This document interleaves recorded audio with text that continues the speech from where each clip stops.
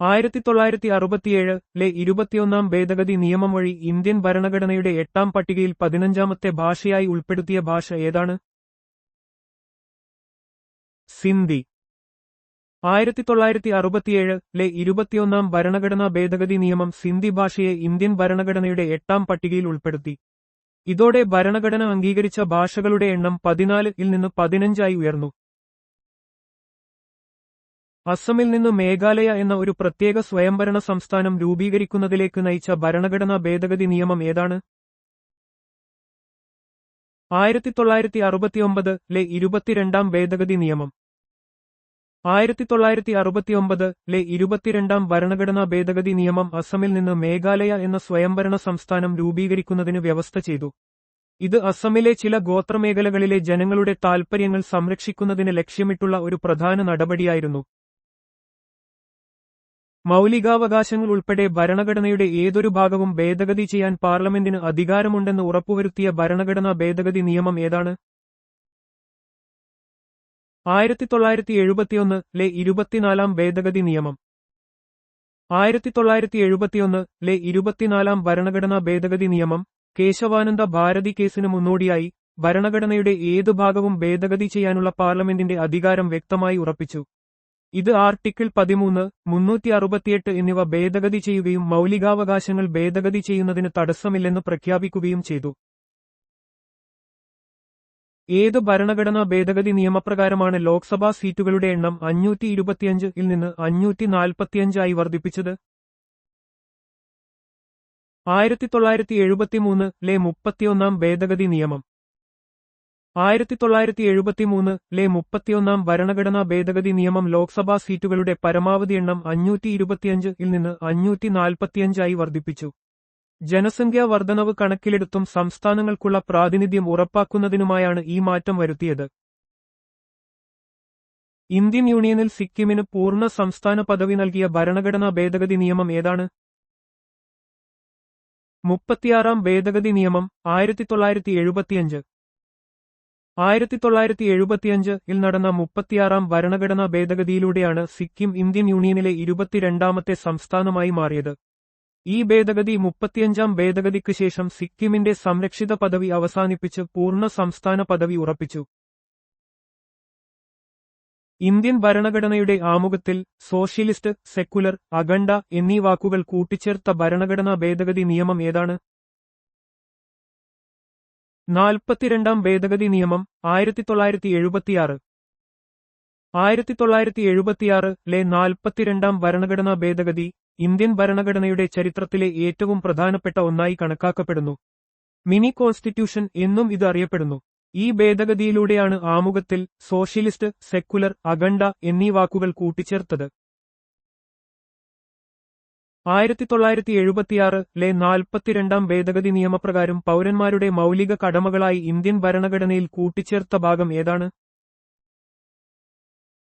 ഭാഗം ഇവ. സ്വരൺ സിംഗ് കമ്മിറ്റിയുടെ ശുപാർശ പ്രകാരമാണ് 1976-ലെ 42-ാം ഭേദഗതിയിലൂടെ പൗരന്മാരുടെ മൗലിക കടമകൾ ഇന്ത്യൻ ഭരണഘടനയിൽ ഉൾപ്പെടുത്തിയത്. ഭാഗം ഇവ ആയി ആർട്ടിക്കിൾ 51-ൽ ഇവ ചേർത്തു. തുടക്കത്തിൽ 10 മൗലിക കടമകളാണ് ഉണ്ടായിരുന്നത്. മന്ത്രിസഭയുടെ സഹായത്തിലും ഉപദേശത്തിലും പ്രവർത്തിക്കാൻ രാഷ്ട്രപതിക്ക് നിർബന്ധമാക്കിയ ഭരണഘടനാ ഭേദഗതി നിയമം ഏതാണ്? 42-ാം ഭേദഗതി നിയമം. 1976. 1976-ലെ 42-ാം ഭരണഘടനാ ഭേദഗതിയിലൂടെ ആർട്ടിക്കിൾ 74 ഭേദഗതി ചെയ്യുകയും മന്ത്രിസഭയുടെ ഉപദേശം രാഷ്ട്രപതിക്ക് നിർബന്ധമാണെന്ന് വ്യവസ്ഥ ചെയ്യുകയും ചെയ്തു. ഇത് പാർലമെന്ററി സമ്പ്രദായത്തിൽ മന്ത്രിസഭയുടെ പ്രാധാന്യം ഊന്നിപ്പറയുന്നു. ഒരു ബിൽ ആദ്യമായി പുനഃപരിശോധനയ്ക്കായി പാർലമെന്റിലേക്ക് തിരിച്ചേക്കാൻ രാഷ്ട്രപതിക്ക് അധികാരം നൽകിയ ഭരണഘടനാ ഭേദഗതി നിയമം ഏതാണ്? 44-ാം ഭേദഗതി നിയമം. 1978. 1978-ലെ 44-ാം ഭരണഘടനാ ഭേദഗതിയാണ് രാഷ്ട്രപതിക്ക് ഒരു ബിൽ പുനഃപരിശോധനയ്ക്കായി പാർലമെന്റിലേക്ക് തിരിച്ചേക്കാനുള്ള അധികാരം നൽകിയത്. എന്നിരുന്നാലും പാർലമെന്റ് മാറ്റങ്ങളൊന്നും കൂടാതെ ബിൽ വീണ്ടും പാസാക്കുകയാണെങ്കിൽ രാഷ്ട്രപതിക്ക് അത് അംഗീകരിക്കാൻ ബാധ്യതയുണ്ട്. 1978-ലെ 44-ാം ഭേദഗതി നിയമപ്രകാരം ദേശീയ അടിയന്തരാവസ്ഥ പ്രഖ്യാപിക്കുന്നതിനുള്ള കാരണമായി ആഭ്യന്തര കലഹം എന്ന പദത്തിനു പകരം ഉപയോഗിച്ചത് ഏതു പദമാണ്? സായുധ കലാപം. 1975-ലെ അടിയന്തരാവസ്ഥയുടെ ദുരുപയോഗം തടയാൻ ലക്ഷ്യമിട്ടാണ് 1978-ലെ 44-ാം ഭേദഗതിയിലൂടെ ആഭ്യന്തര കലഹം ഇന്റേണൽ ഡിസ്റ്റർബൻസ് എന്ന പദത്തിനു പകരം സായുധ കലാപം ആംഡ് റെബല്ലിയൻ എന്ന പദം ഉപയോഗിച്ചത്.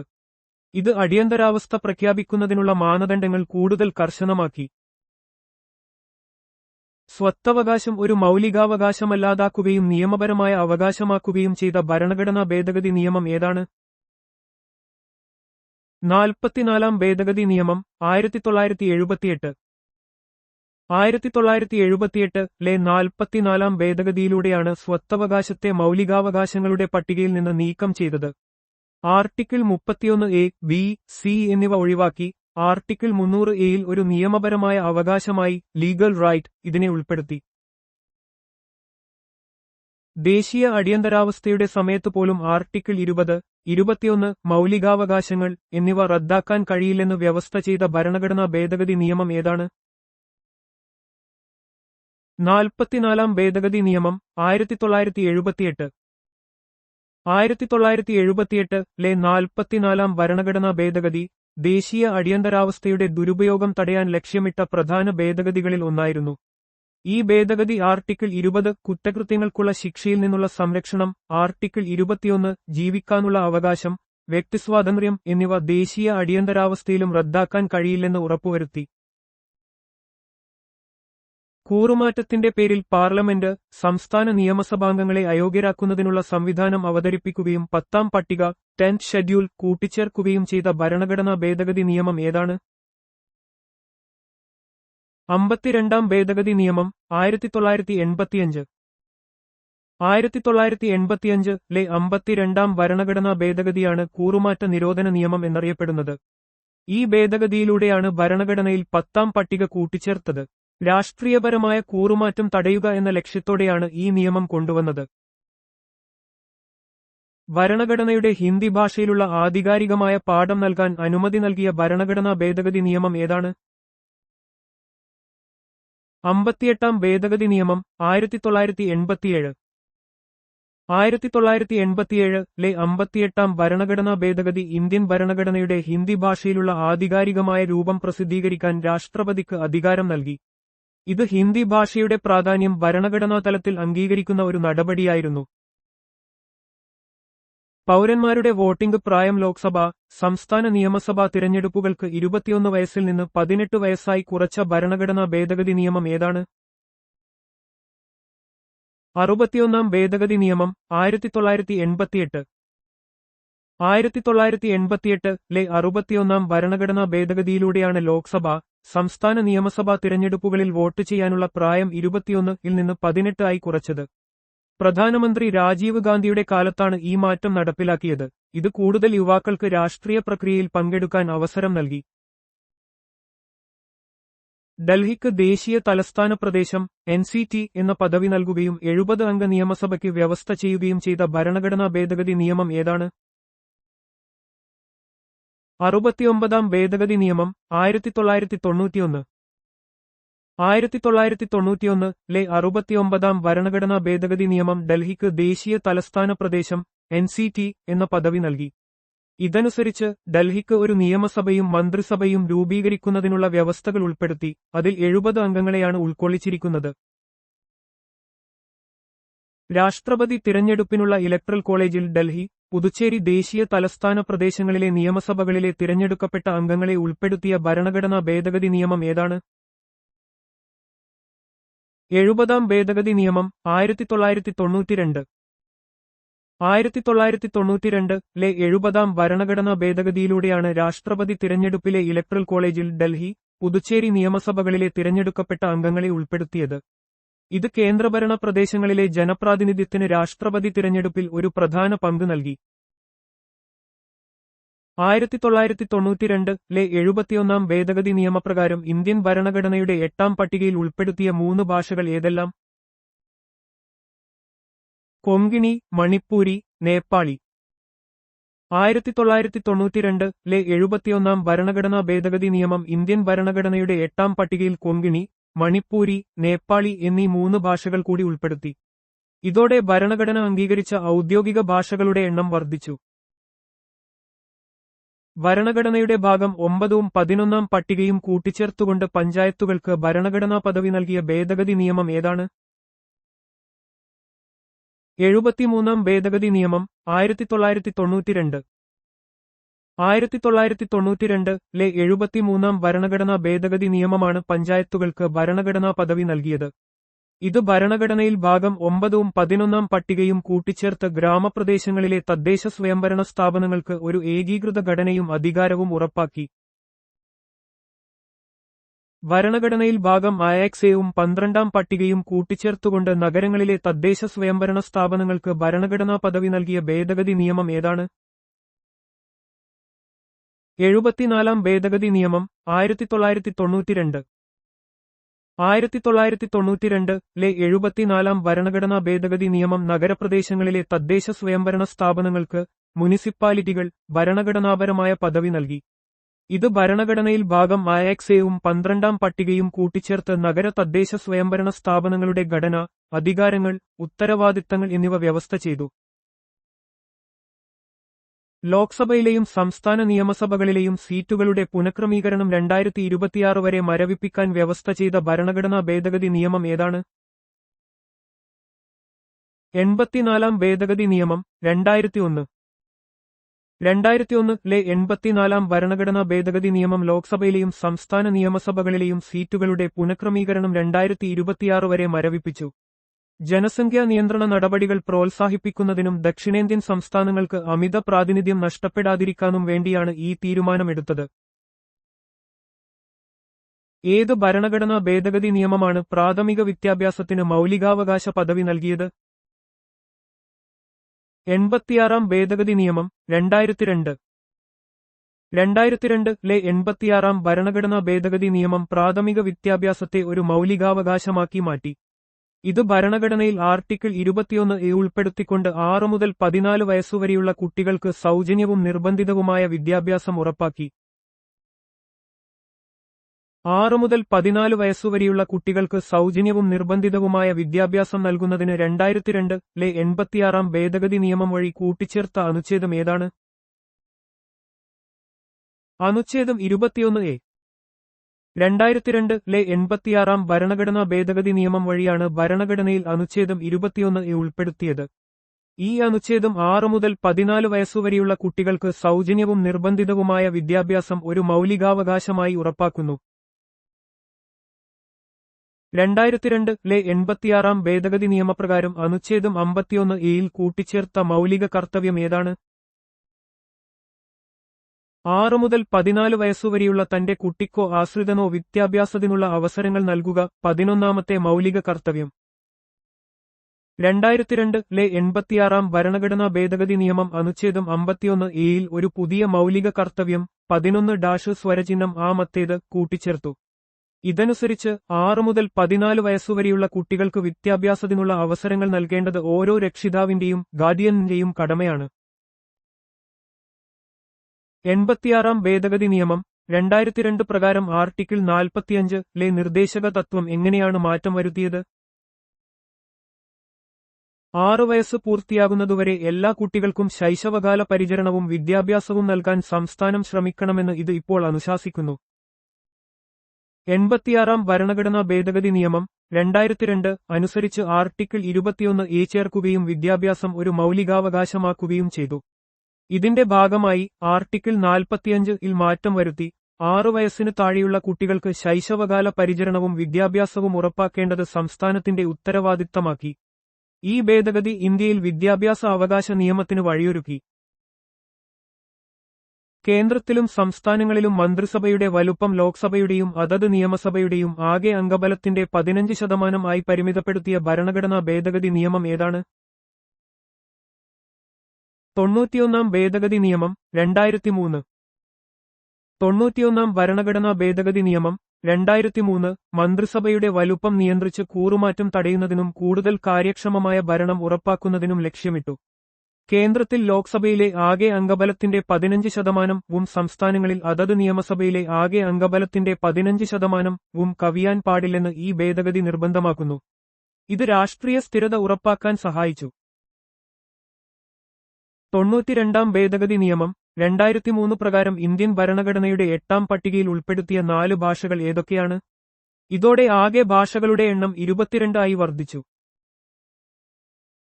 ബോഡോ, ഡോഗ്രി, മൈഥിലി, സന്താലി. 92 ഭരണഘടനാ ഭേദഗതി നിയമം 2003 ഇന്ത്യയുടെ ഭാഷാ വൈവിധ്യം അംഗീകരിക്കുന്നതിൽ ഒരു പ്രധാന നാഴികക്കല്ലായിരുന്നു. ഈ ഭേദഗതിയിലൂടെ ബോഡോ, ഡോഗ്രി, മൈഥിലി, സന്താലി എന്നീ 4 ഭാഷകൾ ഭരണഘടനയുടെ 8ാം പട്ടികയിൽ ഉൾപ്പെടുത്തി. ഇതോടെ ഈ പട്ടികയിലുണ്ടായിരുന്ന ഭാഷകളുടെ എണ്ണം 22 ആയി ഉയർന്നു. സഹകരണ സംഘങ്ങൾ രൂപീകരിക്കാനുള്ള അവകാശത്തെ ആർട്ടിക്കിൾ 19 പ്രകാരം ഒരു മൗലികാവകാശമാക്കുകയും ഭരണഘടനയിൽ പുതിയ ഭാഗം IXB ചേർക്കുകയും ചെയ്ത ഭരണഘടനാ ഭേദഗതി നിയമം ഏതാണ്? 97 ഭേദഗതി നിയമം 2011. 97 ഭരണഘടനാ ഭേദഗതി നിയമം 2011 സഹകരണ സംഘങ്ങളെ ഒരു ഭരണഘടനാപരമായ പദവിയും സംരക്ഷണവും നൽകി. ഈ ഭേദഗതി സഹകരണ സംഘങ്ങൾ രൂപീകരിക്കാനുള്ള അവകാശത്തെ ആർട്ടിക്കിൾ 19(1) പ്രകാരം ഒരു മൗലികാവകാശമാക്കി മാറ്റി. കൂടാതെ ഭരണഘടനയിൽ പാർട്ട് IXB സഹകരണ സംഘങ്ങൾ എന്നൊരു പുതിയ ഭാഗവും ആർട്ടിക്കിൾ 43(b) എന്ന ഒരു പുതിയ നിർദ്ദേശക തത്വവും ഉൾപ്പെടുത്തി. ഇന്ത്യയും ബംഗ്ലാദേശും തമ്മിലുള്ള അതിർത്തി കരാറുമായി ബന്ധപ്പെട്ട ഭരണഘടനാ ഭേദഗതി നിയമം ഏതാണ്? 100 ഭേദഗതി നിയമം 2015. 100 ഭരണഘടനാ ഭേദഗതി നിയമം 2015 ഇന്ത്യയും ബംഗ്ലാദേശും തമ്മിലുള്ള ദീർഘകാല അതിർത്തി തർക്കങ്ങൾക്ക് പരിഹാരം കണ്ടു. 1974 ഇന്ത്യ ബംഗ്ലാദേശ് കര അതിർത്തി കരാർ നടപ്പിലാക്കാൻ ഈ ഭേദഗതി വഴിയൊരുക്കി. ഇതിലൂടെ ഇരു രാജ്യങ്ങളും പരസ്പരം ചില ഭൂപ്രദേശങ്ങൾ കൈമാറുകയും പ്രദേശവാസികൾക്ക് അവരുടെ പൗരത്വം തിരഞ്ഞെടുക്കാനുള്ള അവസരം നൽകുകയും ചെയ്തു. ഇന്ത്യയിൽ ചരക്ക് സേവന നികുതി GST അവതരിപ്പിച്ച ഭരണഘടനാ ഭേദഗതി നിയമം ഏതാണ്? 101 ഭേദഗതി നിയമം 2016. 101 ഭരണഘടനാ ഭേദഗതി നിയമം 2016 ഇന്ത്യൻ നികുതി വ്യവസ്ഥയിൽ വിപ്ലവകരമായ മാറ്റങ്ങൾ കൊണ്ടുവന്നു. ഈ ഭേദഗതിയിലൂടെ ചരക്ക് സേവന നികുതി GST എന്ന ഏകീകൃത നികുതി സമ്പ്രദായം ഇന്ത്യയിൽ നടപ്പിലാക്കി. കേന്ദ്ര സംസ്ഥാന തലങ്ങളിലെ വിവിധ പരോക്ഷ നികുതികളെ GSTയിൽ ലയിപ്പിച്ചത് ഒരു രാജ്യം, ഒരു നികുതി എന്ന ലക്ഷ്യം നേടുന്നതിന് സഹായിച്ചു. ദേശീയ പിന്നാക്ക വിഭാഗ കമ്മീഷന് NCBC ഭരണഘടനാ പദവി നൽകിയ ഭരണഘടനാ ഭേദഗതി നിയമം ഏതാണ്? 102 ഭേദഗതി നിയമം 2018. 102 ഭരണഘടനാ ഭേദഗതി നിയമം 2018 ദേശീയ പിന്നാക്ക വിഭാഗ കമ്മീഷന് NCBC ഭരണഘടനാപരമായ പദവി നൽകി. ഇതിലൂടെ NCBCക്ക് ആർട്ടിക്കിൾ 338(b) പ്രകാരം സാമൂഹികമായും വിദ്യാഭ്യാസപരമായും പിന്നാക്കം നിൽക്കുന്ന വിഭാഗങ്ങളുടെ പരാതികൾ അന്വേഷിക്കാനും അവരുടെ അവകാശങ്ങൾ സംരക്ഷിക്കാനും കൂടുതൽ അധികാരം ലഭിച്ചു. ഇത് പിന്നാക്ക വിഭാഗങ്ങളുടെ സാമൂഹിക നീതി ഉറപ്പാക്കുന്നതിൽ ഒരു സുപ്രധാന ചുവടുവെപ്പായിരുന്നു. പൊതുവിഭാഗത്തിലെ സാമ്പത്തികമായി പിന്നാക്കം നിൽക്കുന്ന വിഭാഗങ്ങൾക്ക് EWS വിദ്യാഭ്യാസ സ്ഥാപനങ്ങളിലെ പ്രവേശനത്തിലും സർക്കാർ ജോലികളിലും 10% സംവരണം നൽകിയ ഭരണഘടനാ ഭേദഗതി നിയമം ഏതാണ്? 103 ഭേദഗതി നിയമം 2019. 103 ഭരണഘടനാ ഭേദഗതി നിയമം 2019 സാമൂഹികമായും വിദ്യാഭ്യാസപരമായും പിന്നാക്കം നിൽക്കുന്ന വിഭാഗങ്ങൾക്കല്ലാതെ സാമ്പത്തികമായി പിന്നാക്കം നിൽക്കുന്ന പൊതുവിഭാഗത്തിലെ പൗരന്മാർക്ക് സംവരണം ഏർപ്പെടുത്തി. ഈ ഭേദഗതി ആർട്ടിക്കിൾ 15-ലും 16-ലും ഭേദഗതി വരുത്തിക്കൊണ്ട് വിദ്യാഭ്യാസ സ്ഥാപനങ്ങളിലും സർക്കാർ ജോലികളിലും EWS വിഭാഗത്തിന് 10% സംവരണം അനുവദിച്ചു. ഇത് സംവരണ നയത്തിൽ ഒരു പുതിയ മാനദണ്ഡം സ്ഥാപിച്ചു.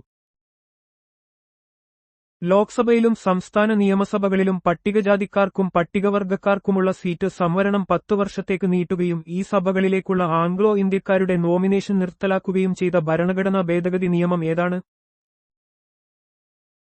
104 ഭേദഗതി നിയമം 2020.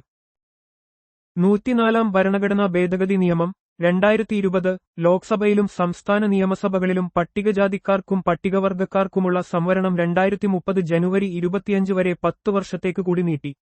അതേസമയം ആർട്ടിക്കിൾ 334 പ്രകാരം ലോക്സഭയിലേക്കും സംസ്ഥാന നിയമസഭകളിലേക്കും ആംഗ്ലോ ഇന്ത്യൻ പ്രതിനിധികളെ നോമിനേറ്റ് ചെയ്യുന്നതിനുള്ള വ്യവസ്ഥ ഈ ഭേദഗതിയിലൂടെ നിർത്തലാക്കി. ഇത് സാമൂഹിക പ്രാതിനിധ്യത്തിലെ സമീപകാല മാറ്റങ്ങളെ പ്രതിഫലിക്കുന്നു.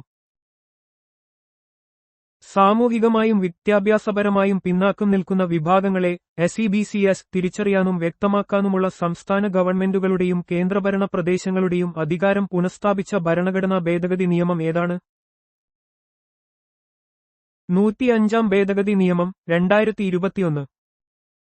105 ഭരണഘടനാ ഭേദഗതി നിയമം 2021 സംസ്ഥാനങ്ങൾക്കും കേന്ദ്രഭരണ പ്രദേശങ്ങൾക്കും സാമൂഹികമായും വിദ്യാഭ്യാസപരമായും പിന്നാക്കം നിൽക്കുന്ന വിഭാഗങ്ങളെ SEBCS തിരിച്ചറിയാനും അവരെ അവരുടെ സ്വന്തം പട്ടികകളിൽ ഉൾപ്പെടുത്താനുമുള്ള അധികാരം പുനഃസ്ഥാപിച്ചു.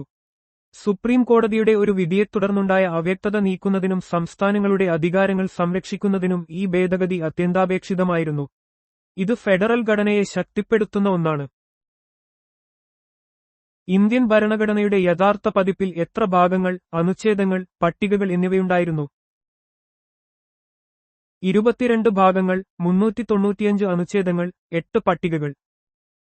ഇന്ത്യൻ ഭരണഘടന 1950 ജനുവരി 26 നിലവിൽ വന്നപ്പോൾ അതിന് 22 ഭാഗങ്ങളും 395 അനുച്ഛേദങ്ങളും 8 പട്ടികകളും ഉണ്ടായിരുന്നു. ഭരണഘടനയുടെ അടിസ്ഥാനഘടനയും ഓരോ വിഷയങ്ങളും ഉൾക്കൊള്ളുന്ന വിഭാഗങ്ങളെയാണ് ഭാഗങ്ങൾ എന്ന് പറയുന്നത്. നിയമവ്യവസ്ഥകളെ അനുച്ഛേദങ്ങളായും വിശദമായ വിവരങ്ങളെ പട്ടികകളായും തരംതിരിച്ചിരിക്കുന്നു. ഉപഭാഗങ്ങൾ ഉൾപ്പെടെ ഇന്ത്യൻ ഭരണഘടനയിലെ നിലവിലെ ഏകദേശ അനുച്ഛേദങ്ങളുടെ എണ്ണം എത്രയാണ്? ഏകദേശം 468 അനുച്ഛേദങ്ങൾ. കാലക്രമേണയുള്ള ഭേദഗതികളിലൂടെയും കൂട്ടിച്ചേർക്കലുകളിലൂടെയും ഇന്ത്യൻ ഭരണഘടനയിലെ അനുച്ഛേദങ്ങളുടെ എണ്ണം വർദ്ധിച്ചു. നിലവിൽ ഏകദേശം 468 അനുച്ഛേദങ്ങളും 25 ഭാഗങ്ങളും 12 പട്ടികകളുമുണ്ട്. പുതിയ അനുച്ഛേദങ്ങൾ പ്രധാനമായും ഉപവിഭാഗങ്ങളായി, ഉദാഹരണം 21A, 51A കൂട്ടിച്ചേർക്കപ്പെട്ടവയാണ്. ഇന്ത്യൻ ഭരണഘടനയിലെ ഏത് അനുച്ഛേദമാണ് യൂണിയന്റെ പേരും അതിർത്തിയും കൈകാര്യം ചെയ്യുന്നത്? അനുച്ഛേദം 1. ഇന്ത്യൻ ഭരണഘടനയുടെ 1-ാം അനുച്ഛേദം ഇന്ത്യയെ, ഇന്ത്യ, അതായത് ഭാരതം, സംസ്ഥാനങ്ങളുടെ ഒരു യൂണിയൻ ആയിരിക്കും എന്ന് നിർവചിക്കുന്നു. ഇത് രാജ്യത്തിന്റെ പേരും അതിന്റെ ഭൂമിശാസ്ത്രപരമായ അതിർത്തികളും വ്യക്തമാക്കുന്നു. ഇതിൽ സംസ്ഥാനങ്ങളും കേന്ദ്രഭരണ പ്രദേശങ്ങളും ഉൾപ്പെടുന്നു. ഇന്ത്യൻ ഭരണഘടനയിലെ ഏത് അനുച്ഛേദമാണ് പുതിയ സംസ്ഥാനങ്ങളെ പ്രവേശിപ്പിക്കുന്നതുമായിട്ടോ സ്ഥാപിക്കുന്നതുമായിട്ടോ ബന്ധപ്പെട്ടുള്ളത്? അനുച്ഛേദം 2. ഭരണഘടനയുടെ 2-ാം അനുച്ഛേദം ഇന്ത്യൻ യൂണിയനിൽ പുതിയ സംസ്ഥാനങ്ങളെ ഉൾപ്പെടുത്തുന്നതിനോ സ്ഥാപിക്കുന്നതിനോ പാർലമെന്റിന് അധികാരം നൽകുന്നു. ഇത് നിലവിലില്ലാത്ത പ്രദേശങ്ങളെ ഇന്ത്യയുടെ ഭാഗമാക്കാൻ സഹായിക്കുന്നു. ഉദാഹരണത്തിന്, സിക്കിമിനെ ഇന്ത്യൻ യൂണിയന്റെ ഭാഗമാക്കിയത് ഈ അനുച്ഛേദം വഴിയാണ്. ഇന്ത്യൻ ഭരണഘടനയിലെ ഏത് അനുച്ഛേദമാണ് പുതിയ സംസ്ഥാനങ്ങളുടെ രൂപീകരണം, നിലവിലുള്ള സംസ്ഥാനങ്ങളുടെ അതിർത്തികൾ, വിസ്തീർണം അല്ലെങ്കിൽ പേരുകൾ എന്നിവയിൽ മാറ്റങ്ങൾ വരുത്തുന്നത് കൈകാര്യം ചെയ്യുന്നത്? അനുച്ഛേദം 3. ഭരണഘടനയുടെ 3-ാം അനുച്ഛേദം നിലവിലുള്ള സംസ്ഥാനങ്ങളെ പുനഃസംഘടിപ്പിക്കാനുള്ള പാർലമെന്റിന്റെ അധികാരത്തെക്കുറിച്ച് പ്രതിപാദിക്കുന്നു. ഒരു സംസ്ഥാനത്തിൽ നിന്ന് വേർപെടുത്തി പുതിയ സംസ്ഥാനം രൂപീകരിക്കുക, സംസ്ഥാനങ്ങളുടെ അതിർത്തികൾ മാറ്റുക, പേരുകൾ മാറ്റുക എന്നിവയെല്ലാം ഇതിൽ ഉൾപ്പെടുന്നു. ആന്ധ്രാപ്രദേശിൽ നിന്ന് തെലങ്കാനയെ രൂപീകരിച്ചത് ഈ അനുച്ഛേദം ഉപയോഗിച്ചാണ്. ഇന്ത്യൻ ഭരണഘടനയിലെ ഏത് അനുച്ഛേദമാണ് ഭരണഘടന നിലവിൽ വരുമ്പോഴുള്ള പൗരത്വം കൈകാര്യം ചെയ്യുന്നത്? അനുച്ഛേദം 5. ഭരണഘടന നിലവിൽ വന്ന 1950 ജനുവരി 26 ഇന്ത്യയുടെ പൗരത്വം ആരൊക്കെ അർഹരാണെന്ന് അനുച്ഛേദം 5 വ്യക്തമാക്കുന്നു. ഇന്ത്യയിൽ ജനിച്ചവർക്കും മാതാപിതാക്കളിൽ ആരെങ്കിലും ഇന്ത്യയിൽ ജനിച്ചവർക്കും 5 വർഷം ഇന്ത്യയിൽ താമസിച്ചവർക്കും പൗരത്വം ഉറപ്പു നൽകി. ഈ ഭാഗം ഭരണഘടനയുടെ ഭാഗം 2-ൽ ഉൾപ്പെടുന്നു. ഇന്ത്യൻ ഭരണഘടനയിലെ ഏത് അനുച്ഛേദമാണ് നിയമത്തിനു മുന്നിലുള്ള സമത്വം ഉറപ്പുനൽകുന്നത്? അനുച്ഛേദം 14. ഇന്ത്യൻ ഭരണഘടനയുടെ അനുച്ഛേദം 14 നിയമത്തിനു മുന്നിൽ എല്ലാവരും തുല്യരാണെന്നും നിയമത്തിന്റെ തുല്യമായ സംരക്ഷണം എല്ലാവർക്കും ലഭിക്കുമെന്നും ഉറപ്പുനൽകുന്നു. ഇത് തുല്യതയ്ക്കുള്ള അവകാശത്തിന്റെ ഒരു അടിസ്ഥാന തത്വമാണ്. ഇത് ഭരണഘടനയുടെ ഭാഗം 3-ലെ മൗലികാവകാശങ്ങളിൽ ഉൾപ്പെടുന്നു. ഇന്ത്യൻ ഭരണഘടനയിലെ ഏത് അനുച്ഛേദമാണ് മതം, വംശം, ജാതി, ലിംഗഭേദം, ജനനസ്ഥലം എന്നിവയുടെ അടിസ്ഥാനത്തിലുള്ള വിവേചനം നിരോധിക്കുന്നത്? അനുച്ഛേദം 15. അനുച്ഛേദം 15 ഏതൊരു പൗരനോടും മതം, വംശം, ജാതി, ലിംഗം, ജനനസ്ഥലം എന്നിവയുടെ അടിസ്ഥാനത്തിൽ മാത്രം വിവേചനം കാണിക്കുന്നത് വിലക്കുന്നു. ഈ അനുച്ഛേദം സാമൂഹിക തുല്യത ഉറപ്പാക്കാനും ഏതെങ്കിലും തരത്തിലുള്ള വിവേചനം തടയാനും ലക്ഷ്യമിടുന്നു. ഇത് തുല്യതയ്ക്കുള്ള അവകാശത്തിന്റെ പ്രധാന ഭാഗമാണ്. ഇന്ത്യൻ ഭരണഘടനയിലെ ഏത് അനുച്ഛേദമാണ് പൊതുനിയമനങ്ങളിൽ അവസര സമത്വം ഉറപ്പാക്കുന്നത്? അനുച്ഛേദം 16. അനുച്ഛേദം 16 പൊതുനിയമനങ്ങളിൽ എല്ലാ പൗരന്മാർക്കും അവസര സമത്വം ഉറപ്പാക്കുന്നു. മതം, വംശം, ജാതി, ലിംഗഭേദം, ജനനസ്ഥലം, വംശപരമ്പര, താമസസ്ഥലം എന്നിവയുടെ അടിസ്ഥാനത്തിൽ വിവേചനം പാടില്ലെന്ന് ഇത് നിഷ്കർഷിക്കുന്നു. പിന്നോക്ക വിഭാഗങ്ങൾക്ക് സംവരണം നൽകാൻ ഇത് സംസ്ഥാനത്തിന് അധികാരം നൽകുന്നു. ഇന്ത്യൻ ഭരണഘടനയിലെ ഏത് അനുച്ഛേദമാണ് അയിത്തം നിർത്തലാക്കുന്നത് കൈകാര്യം ചെയ്യുന്നത്? അനുച്ഛേദം 17. അനുച്ഛേദം 17 അയിത്തം നിർത്തലാക്കുകയും അതിന്റെ ഏതൊരു രൂപത്തിലുള്ള ആചരണവും നിരോധിക്കുകയും ചെയ്യുന്നു. ഇത് അയിത്തം ഒരു ശിക്ഷാർഹമായ കുറ്റകൃത്യമായി കണക്കാക്കുന്നു. സാമൂഹിക സമത്വം സ്ഥാപിക്കുന്നതിനുള്ള ഒരു സുപ്രധാന ചുവടുവെപ്പായി ഈ അനുച്ഛേദം പ്രവർത്തിക്കുന്നു. ഇന്ത്യൻ ഭരണഘടനയിലെ ഏത് അനുച്ഛേദമാണ് പദവികൾ നിർത്തലാക്കുന്നത് കൈകാര്യം ചെയ്യുന്നത്? അനുച്ഛേദം 18.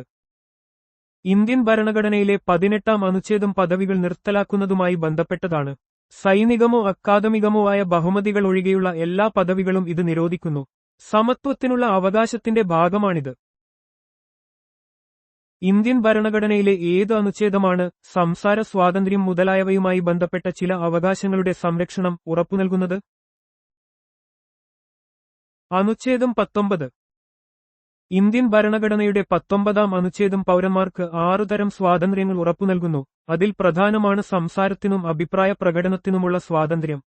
ഈ അനുച്ഛേദം അഭിപ്രായ സ്വാതന്ത്ര്യം, സമ്മേളിക്കാനുള്ള സ്വാതന്ത്ര്യം, സംഘടനകൾ രൂപീകരിക്കാനുള്ള സ്വാതന്ത്ര്യം, സഞ്ചാര സ്വാതന്ത്ര്യം, താമസിക്കാനുള്ള സ്വാതന്ത്ര്യം, ഏതൊരു തൊഴിലിലും ഏർപ്പെടാനുള്ള സ്വാതന്ത്ര്യം എന്നിവ ഉൾക്കൊള്ളുന്നു.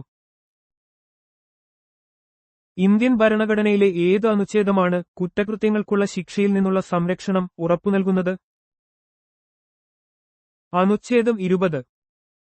ഇന്ത്യൻ ഭരണഘടനയുടെ 20-ാം അനുച്ഛേദം കുറ്റകൃത്യങ്ങൾക്ക് ശിക്ഷിക്കപ്പെടുന്ന വ്യക്തികൾക്ക് ചില സംരക്ഷണം നൽകുന്നു. മുൻകാല പ്രാബല്യത്തോടെയുള്ള നിയമനിർമ്മാണത്തിൽ നിന്ന് സംരക്ഷണം, ഇരട്ട ശിക്ഷയിൽ നിന്നുള്ള സംരക്ഷണം, സ്വയം കുറ്റസമ്മതം നടത്താൻ നിർബന്ധിതനാകാതിരിക്കാനുള്ള അവകാശം എന്നിവ ഇതിൽ ഉൾപ്പെടുന്നു. ഇന്ത്യൻ ഭരണഘടനയിലെ ഏത് അനുച്ഛേദമാണ് ജീവിതത്തിനും വ്യക്തിഗത സ്വാതന്ത്ര്യത്തിനുമുള്ള സംരക്ഷണം ഉറപ്പുനൽകുന്നത്? അനുച്ഛേദം 21.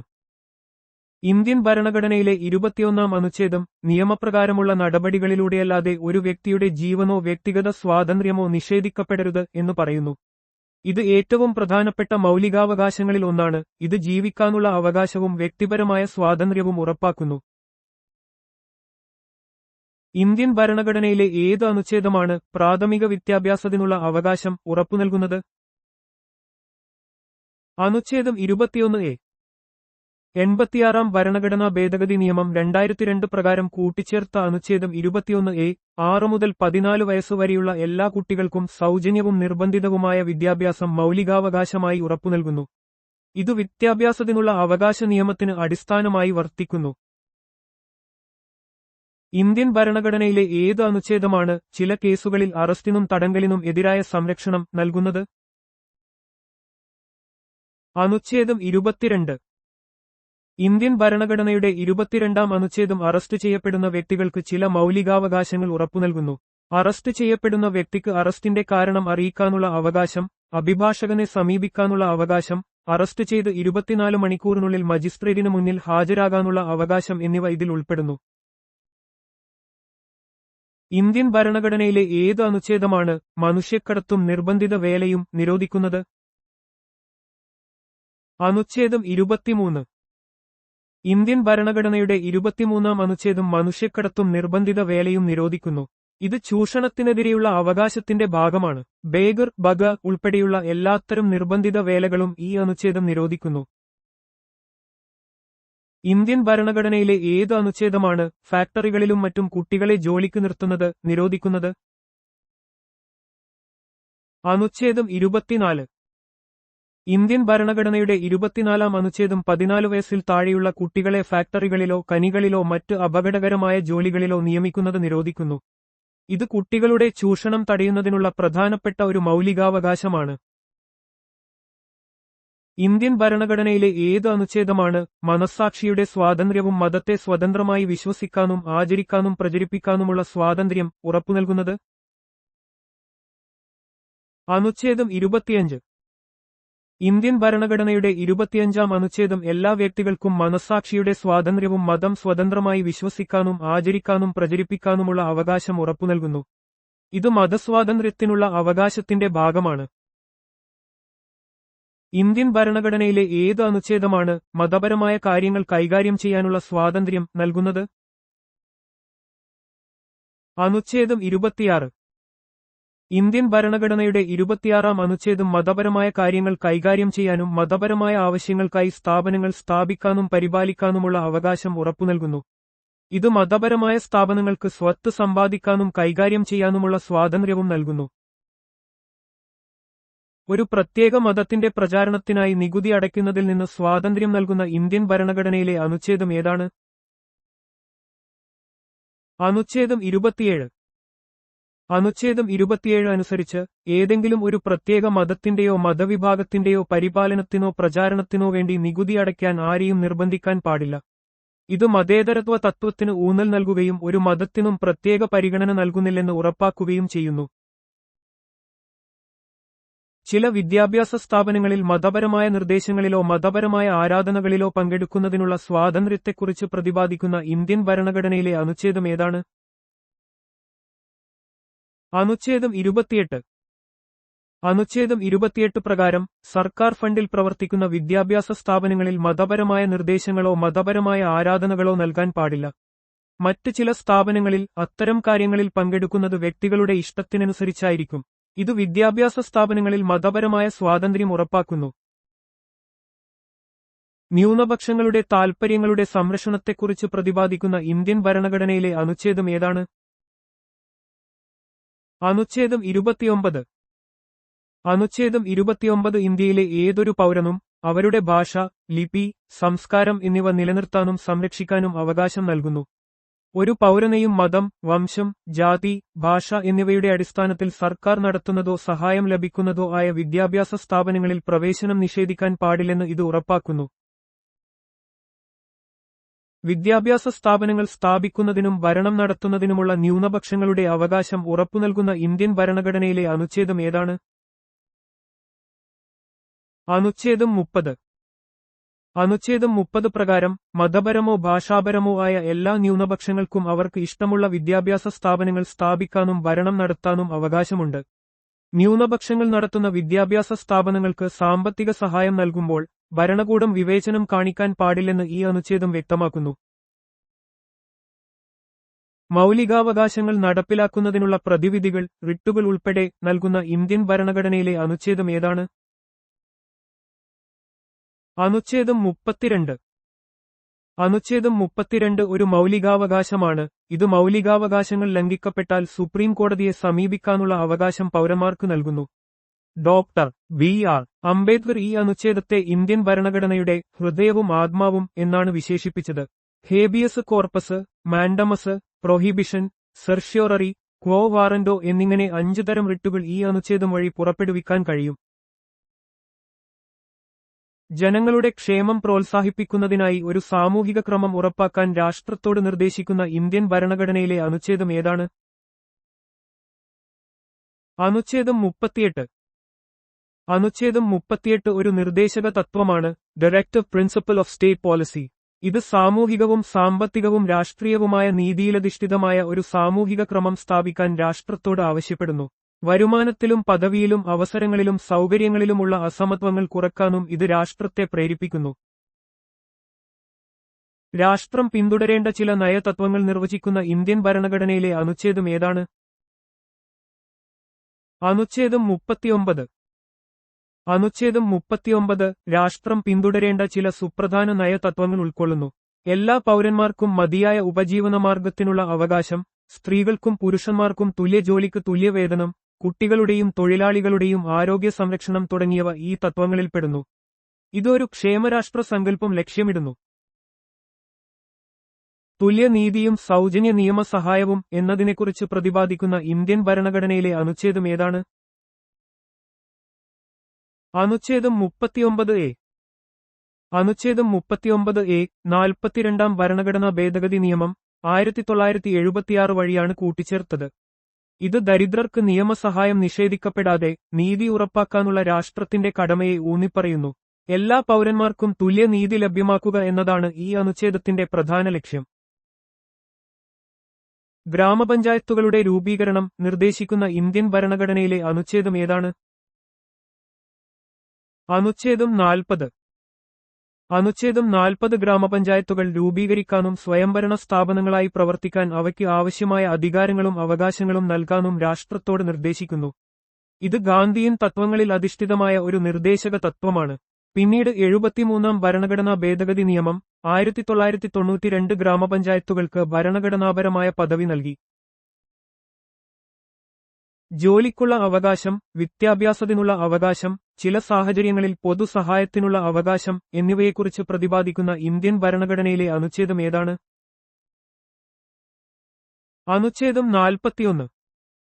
അനുച്ഛേദം 41 അതിന്റെ സാമ്പത്തിക ശേഷിക്കും വികസനത്തിനുമനുസരിച്ച് ജോലി ചെയ്യാനുള്ള അവകാശം, വിദ്യാഭ്യാസത്തിനുള്ള അവകാശം, വാർദ്ധക്യം, രോഗം, അംഗവൈകല്യം, മറ്റ് അനർഹമായ സാഹചര്യങ്ങൾ എന്നിവയിൽ പൊതുസഹായത്തിനുള്ള അവകാശം എന്നിവ ഉറപ്പാക്കാൻ രാഷ്ട്രത്തോട് നിർദ്ദേശിക്കുന്നു. ഇത് ഒരു ക്ഷേമരാഷ്ട്ര സങ്കല്പത്തെ ശക്തിപ്പെടുത്തുന്ന ഒരു പ്രധാന നിർദ്ദേശക തത്വമാണ്.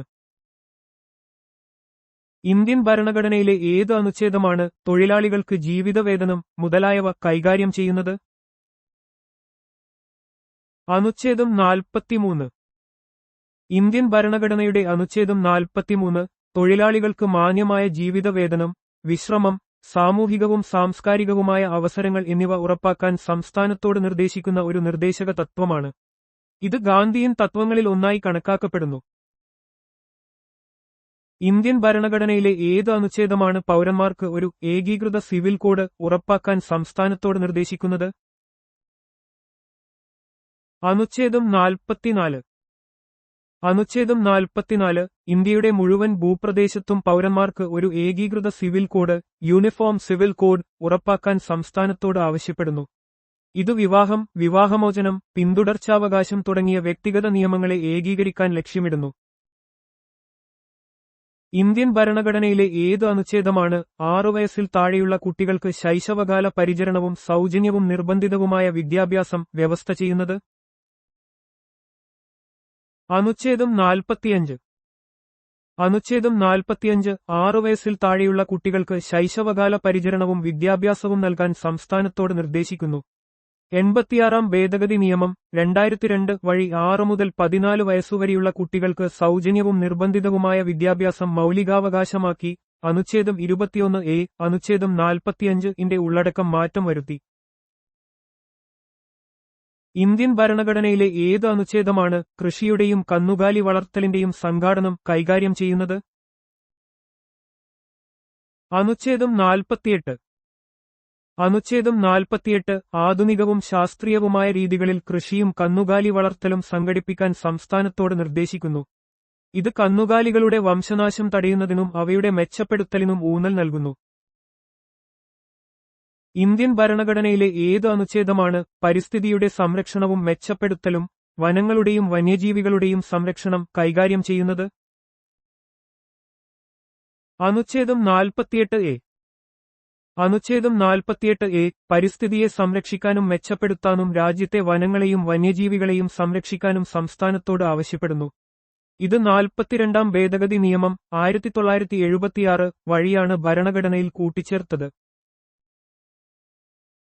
ഇന്ത്യൻ ഭരണഘടനയിലെ ഏത് അനുച്ഛേദമാണ് ദേശീയ പ്രാധാന്യമുള്ള സ്മാരകങ്ങളുടെയും സ്ഥലങ്ങളുടെയും വസ്തുക്കളുടെയും സംരക്ഷണം കൈകാര്യം ചെയ്യുന്നത്?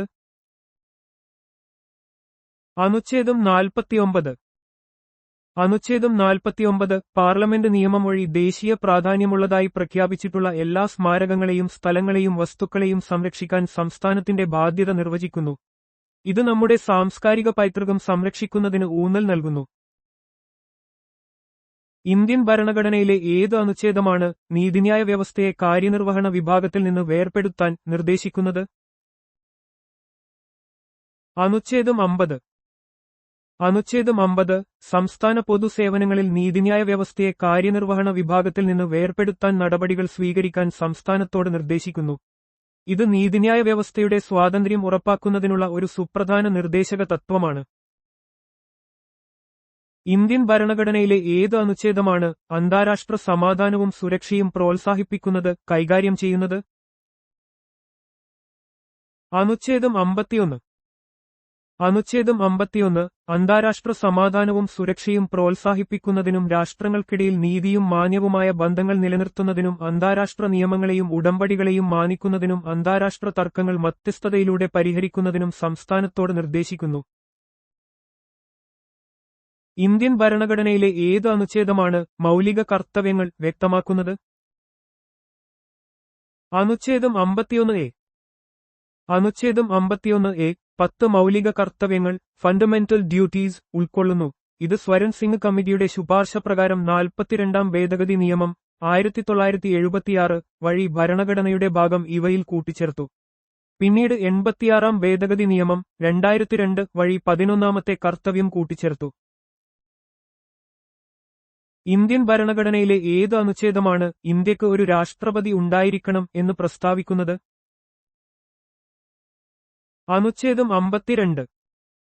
അനുച്ഛേദം 52 ഇന്ത്യക്ക് ഒരു രാഷ്ട്രപതി ഉണ്ടായിരിക്കണം എന്ന് വ്യക്തമാക്കുന്നു. രാഷ്ട്രപതിയാണ് ഇന്ത്യൻ യൂണിയന്റെ കാര്യനിർവഹണ വിഭാഗത്തിന്റെ തലവൻ. ഇന്ത്യൻ ഭരണഘടനയിലെ ഏത് അനുച്ഛേദമാണ് യൂണിയന്റെ കാര്യനിർവഹണ അധികാരം കൈകാര്യം ചെയ്യുന്നത്? അനുച്ഛേദം 53. അനുച്ഛേദം 53 അനുസരിച്ച് യൂണിയന്റെ കാര്യനിർവഹണ അധികാരം രാഷ്ട്രപതിയിൽ നിക്ഷിപ്തമാണ്. ഈ അധികാരം അദ്ദേഹം നേരിട്ടോ തന്റെ കീഴിലുള്ള ഉദ്യോഗസ്ഥരിലൂടെയോ ഭരണഘടന അനുസരിച്ച് വിനിയോഗിക്കുന്നു. ഇത് ഇന്ത്യൻ ഭരണഘടനാപരമായ രാഷ്ട്രപതിയുടെ പ്രാധാന്യം വ്യക്തമാക്കുന്നു. ഇന്ത്യൻ ഭരണഘടനയിലെ ഏത് അനുച്ഛേദമാണ് രാഷ്ട്രപതിയുടെ തിരഞ്ഞെടുപ്പ് കൈകാര്യം ചെയ്യുന്നത്? അനുച്ഛേദം 54. അനുച്ഛേദം 54 രാഷ്ട്രപതിയുടെ തിരഞ്ഞെടുപ്പിനായുള്ള ഇലക്ടറൽ കോളേജിനെക്കുറിച്ച് പ്രതിപാദിക്കുന്നു. പാർലമെന്റിന്റെ ഇരുസഭകളിലെയും തിരഞ്ഞെടുക്കപ്പെട്ട അംഗങ്ങളും സംസ്ഥാന നിയമസഭകളിലെ തിരഞ്ഞെടുക്കപ്പെട്ട അംഗങ്ങളും ചേർന്നതാണ് ഈ ഇലക്ടറൽ കോളേജ്. കേന്ദ്രഭരണ പ്രദേശങ്ങളായ ഡൽഹിയിലെയും പുതുച്ചേരിയിലെയും നിയമസഭകളിലെ തിരഞ്ഞെടുക്കപ്പെട്ട അംഗങ്ങളെയും ഇതിൽ ഉൾപ്പെടുത്തിയിട്ടുണ്ട്. ഇന്ത്യൻ ഭരണഘടനയിലെ ഏത് അനുച്ഛേദമാണ് രാഷ്ട്രപതിയെ തിരഞ്ഞെടുക്കുന്ന രീതി കൈകാര്യം ചെയ്യുന്നത്? അനുച്ഛേദം 55. അനുച്ഛേദം 55 രാഷ്ട്രപതിയുടെ തിരഞ്ഞെടുപ്പിന്റെ രീതി വിശദീകരിക്കുന്നു. ആനുപാതിക പ്രാതിനിധ്യ സമ്പ്രദായമനുസരിച്ചുള്ള ഒറ്റ കൈമാറ്റ വോട്ടിലൂടെയാണ് രാഷ്ട്രപതിയെ തിരഞ്ഞെടുക്കുന്നത്.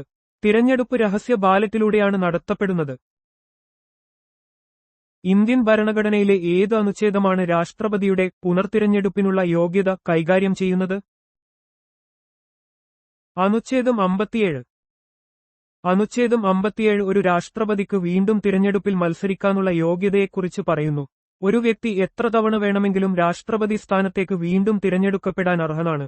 ഇത് അമേരിക്കൻ ഭരണഘടനയിൽ നിന്ന് വ്യത്യസ്തമാണ്. അവിടെ ഒരാൾക്ക് പരമാവധി 2 തവണ മാത്രമേ പ്രസിഡന്റ് ആകാൻ കഴിയൂ. ഇന്ത്യൻ ഭരണഘടനയിലെ ഏത് അനുച്ഛേദമാണ് രാഷ്ട്രപതിയായി തിരഞ്ഞെടുക്കപ്പെടുന്നതിനുള്ള യോഗ്യതകൾ നിർദ്ദേശിക്കുന്നത്? അനുച്ഛേദം 58. അനുച്ഛേദം 58 രാഷ്ട്രപതിയാകാനുള്ള യോഗ്യതാ മാനദണ്ഡങ്ങൾ നിശ്ചയിക്കുന്നു.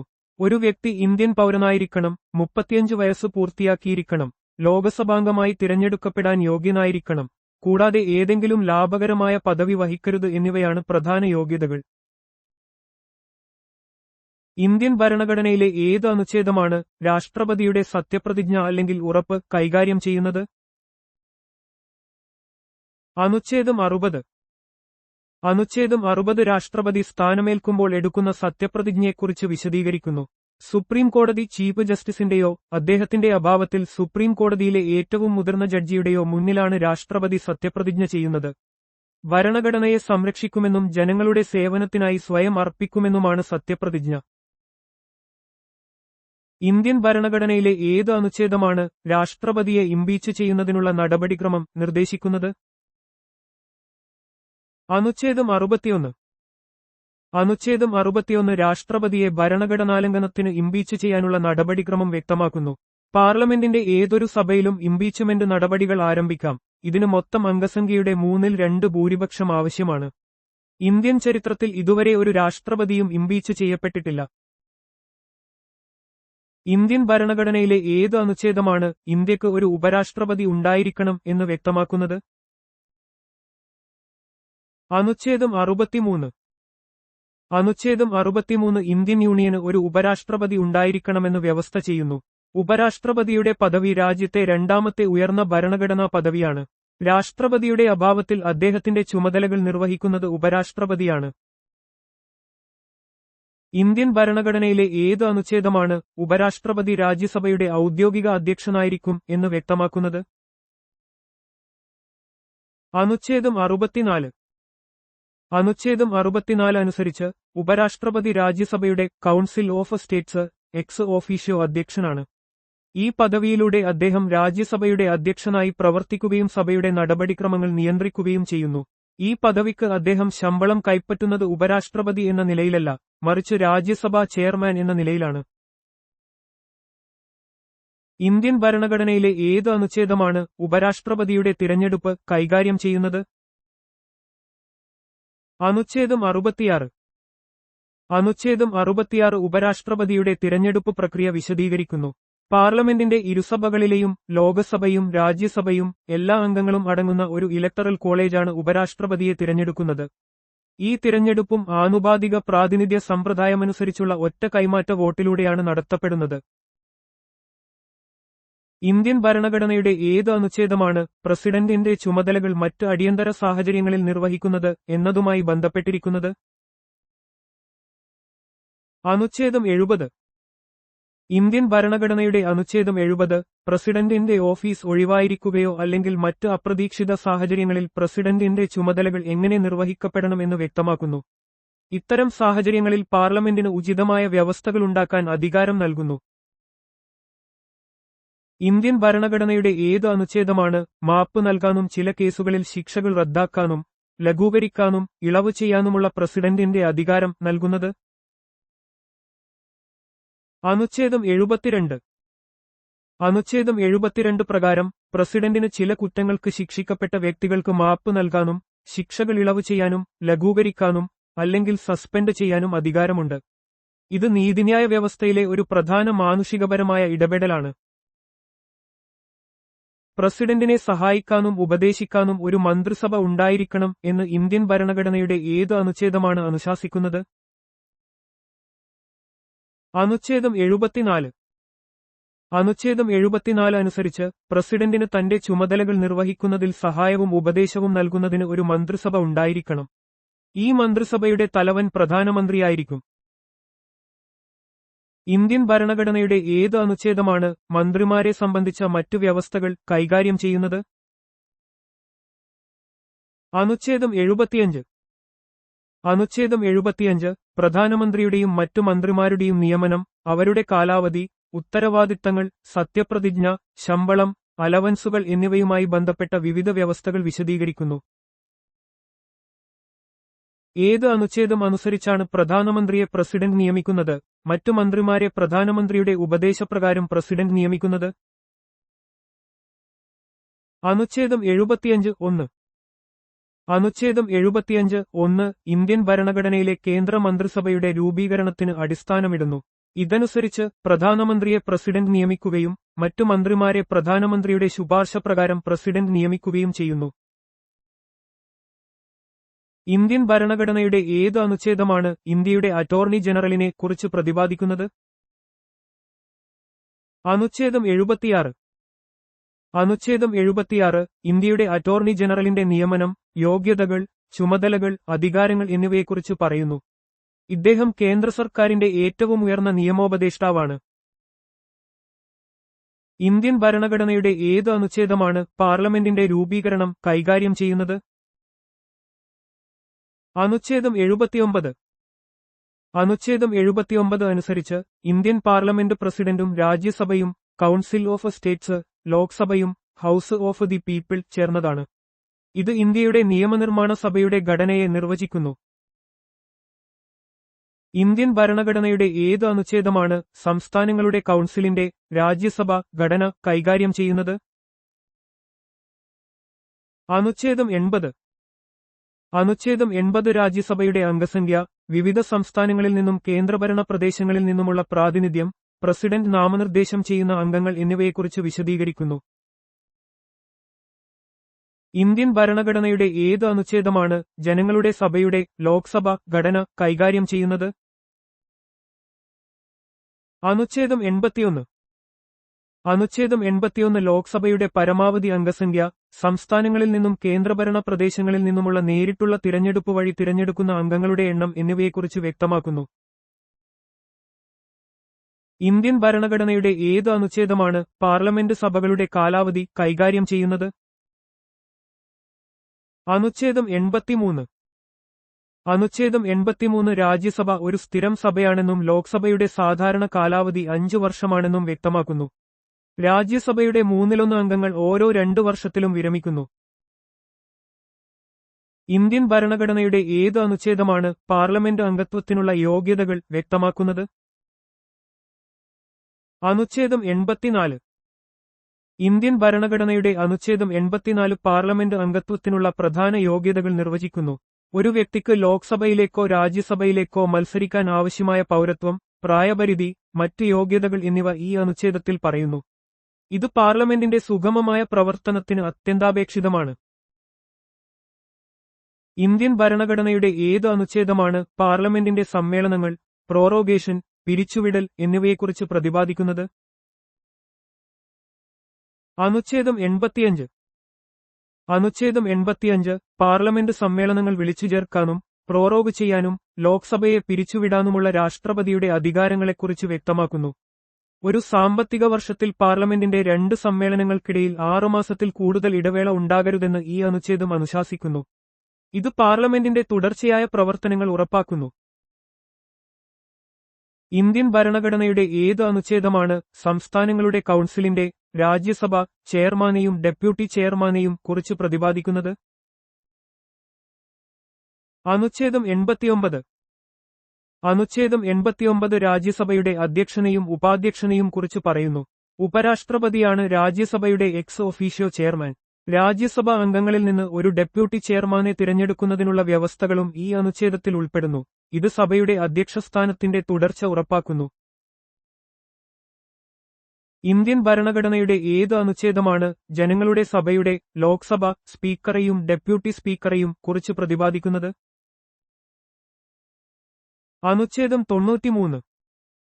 അനുച്ഛേദം 93 ലോക്സഭയിലെ സ്പീക്കറെയും ഡെപ്യൂട്ടി സ്പീക്കറെയും കുറിച്ചാണ്. ലോക്സഭാ അംഗങ്ങൾക്കിടയിൽ നിന്ന് സ്പീക്കറെയും ഡെപ്യൂട്ടി സ്പീക്കറെയും തിരഞ്ഞെടുക്കുന്നതിനുള്ള വ്യവസ്ഥകൾ ഇത് വ്യക്തമാക്കുന്നു. സഭയുടെ നടപടികൾ നിയന്ത്രിക്കുന്നതിനും ക്രമം പാലിക്കുന്നതിനും ഈ സ്ഥാനങ്ങൾ നിർണായകമാണ്. ഇന്ത്യൻ ഭരണഘടനയുടെ ഏത് അനുച്ഛേദമാണ് സഭകളിലെ വോട്ടെടുപ്പ്, ഒഴിവുകൾ ഉണ്ടായിരുന്നിട്ടും സഭകൾക്ക് പ്രവർത്തിക്കാനുള്ള അധികാരം, ക്വാറം എന്നിവയെക്കുറിച്ച് പ്രതിപാദിക്കുന്നത്? അനുച്ഛേദം 100.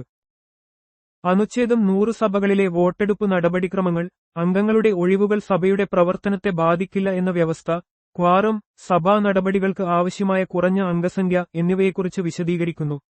സഭയുടെ കാര്യക്ഷമവും തടസ്സമില്ലാത്തതുമായ പ്രവർത്തനങ്ങൾക്ക് ഈ വ്യവസ്ഥകൾ അത്യന്താപേക്ഷിതമാണ്.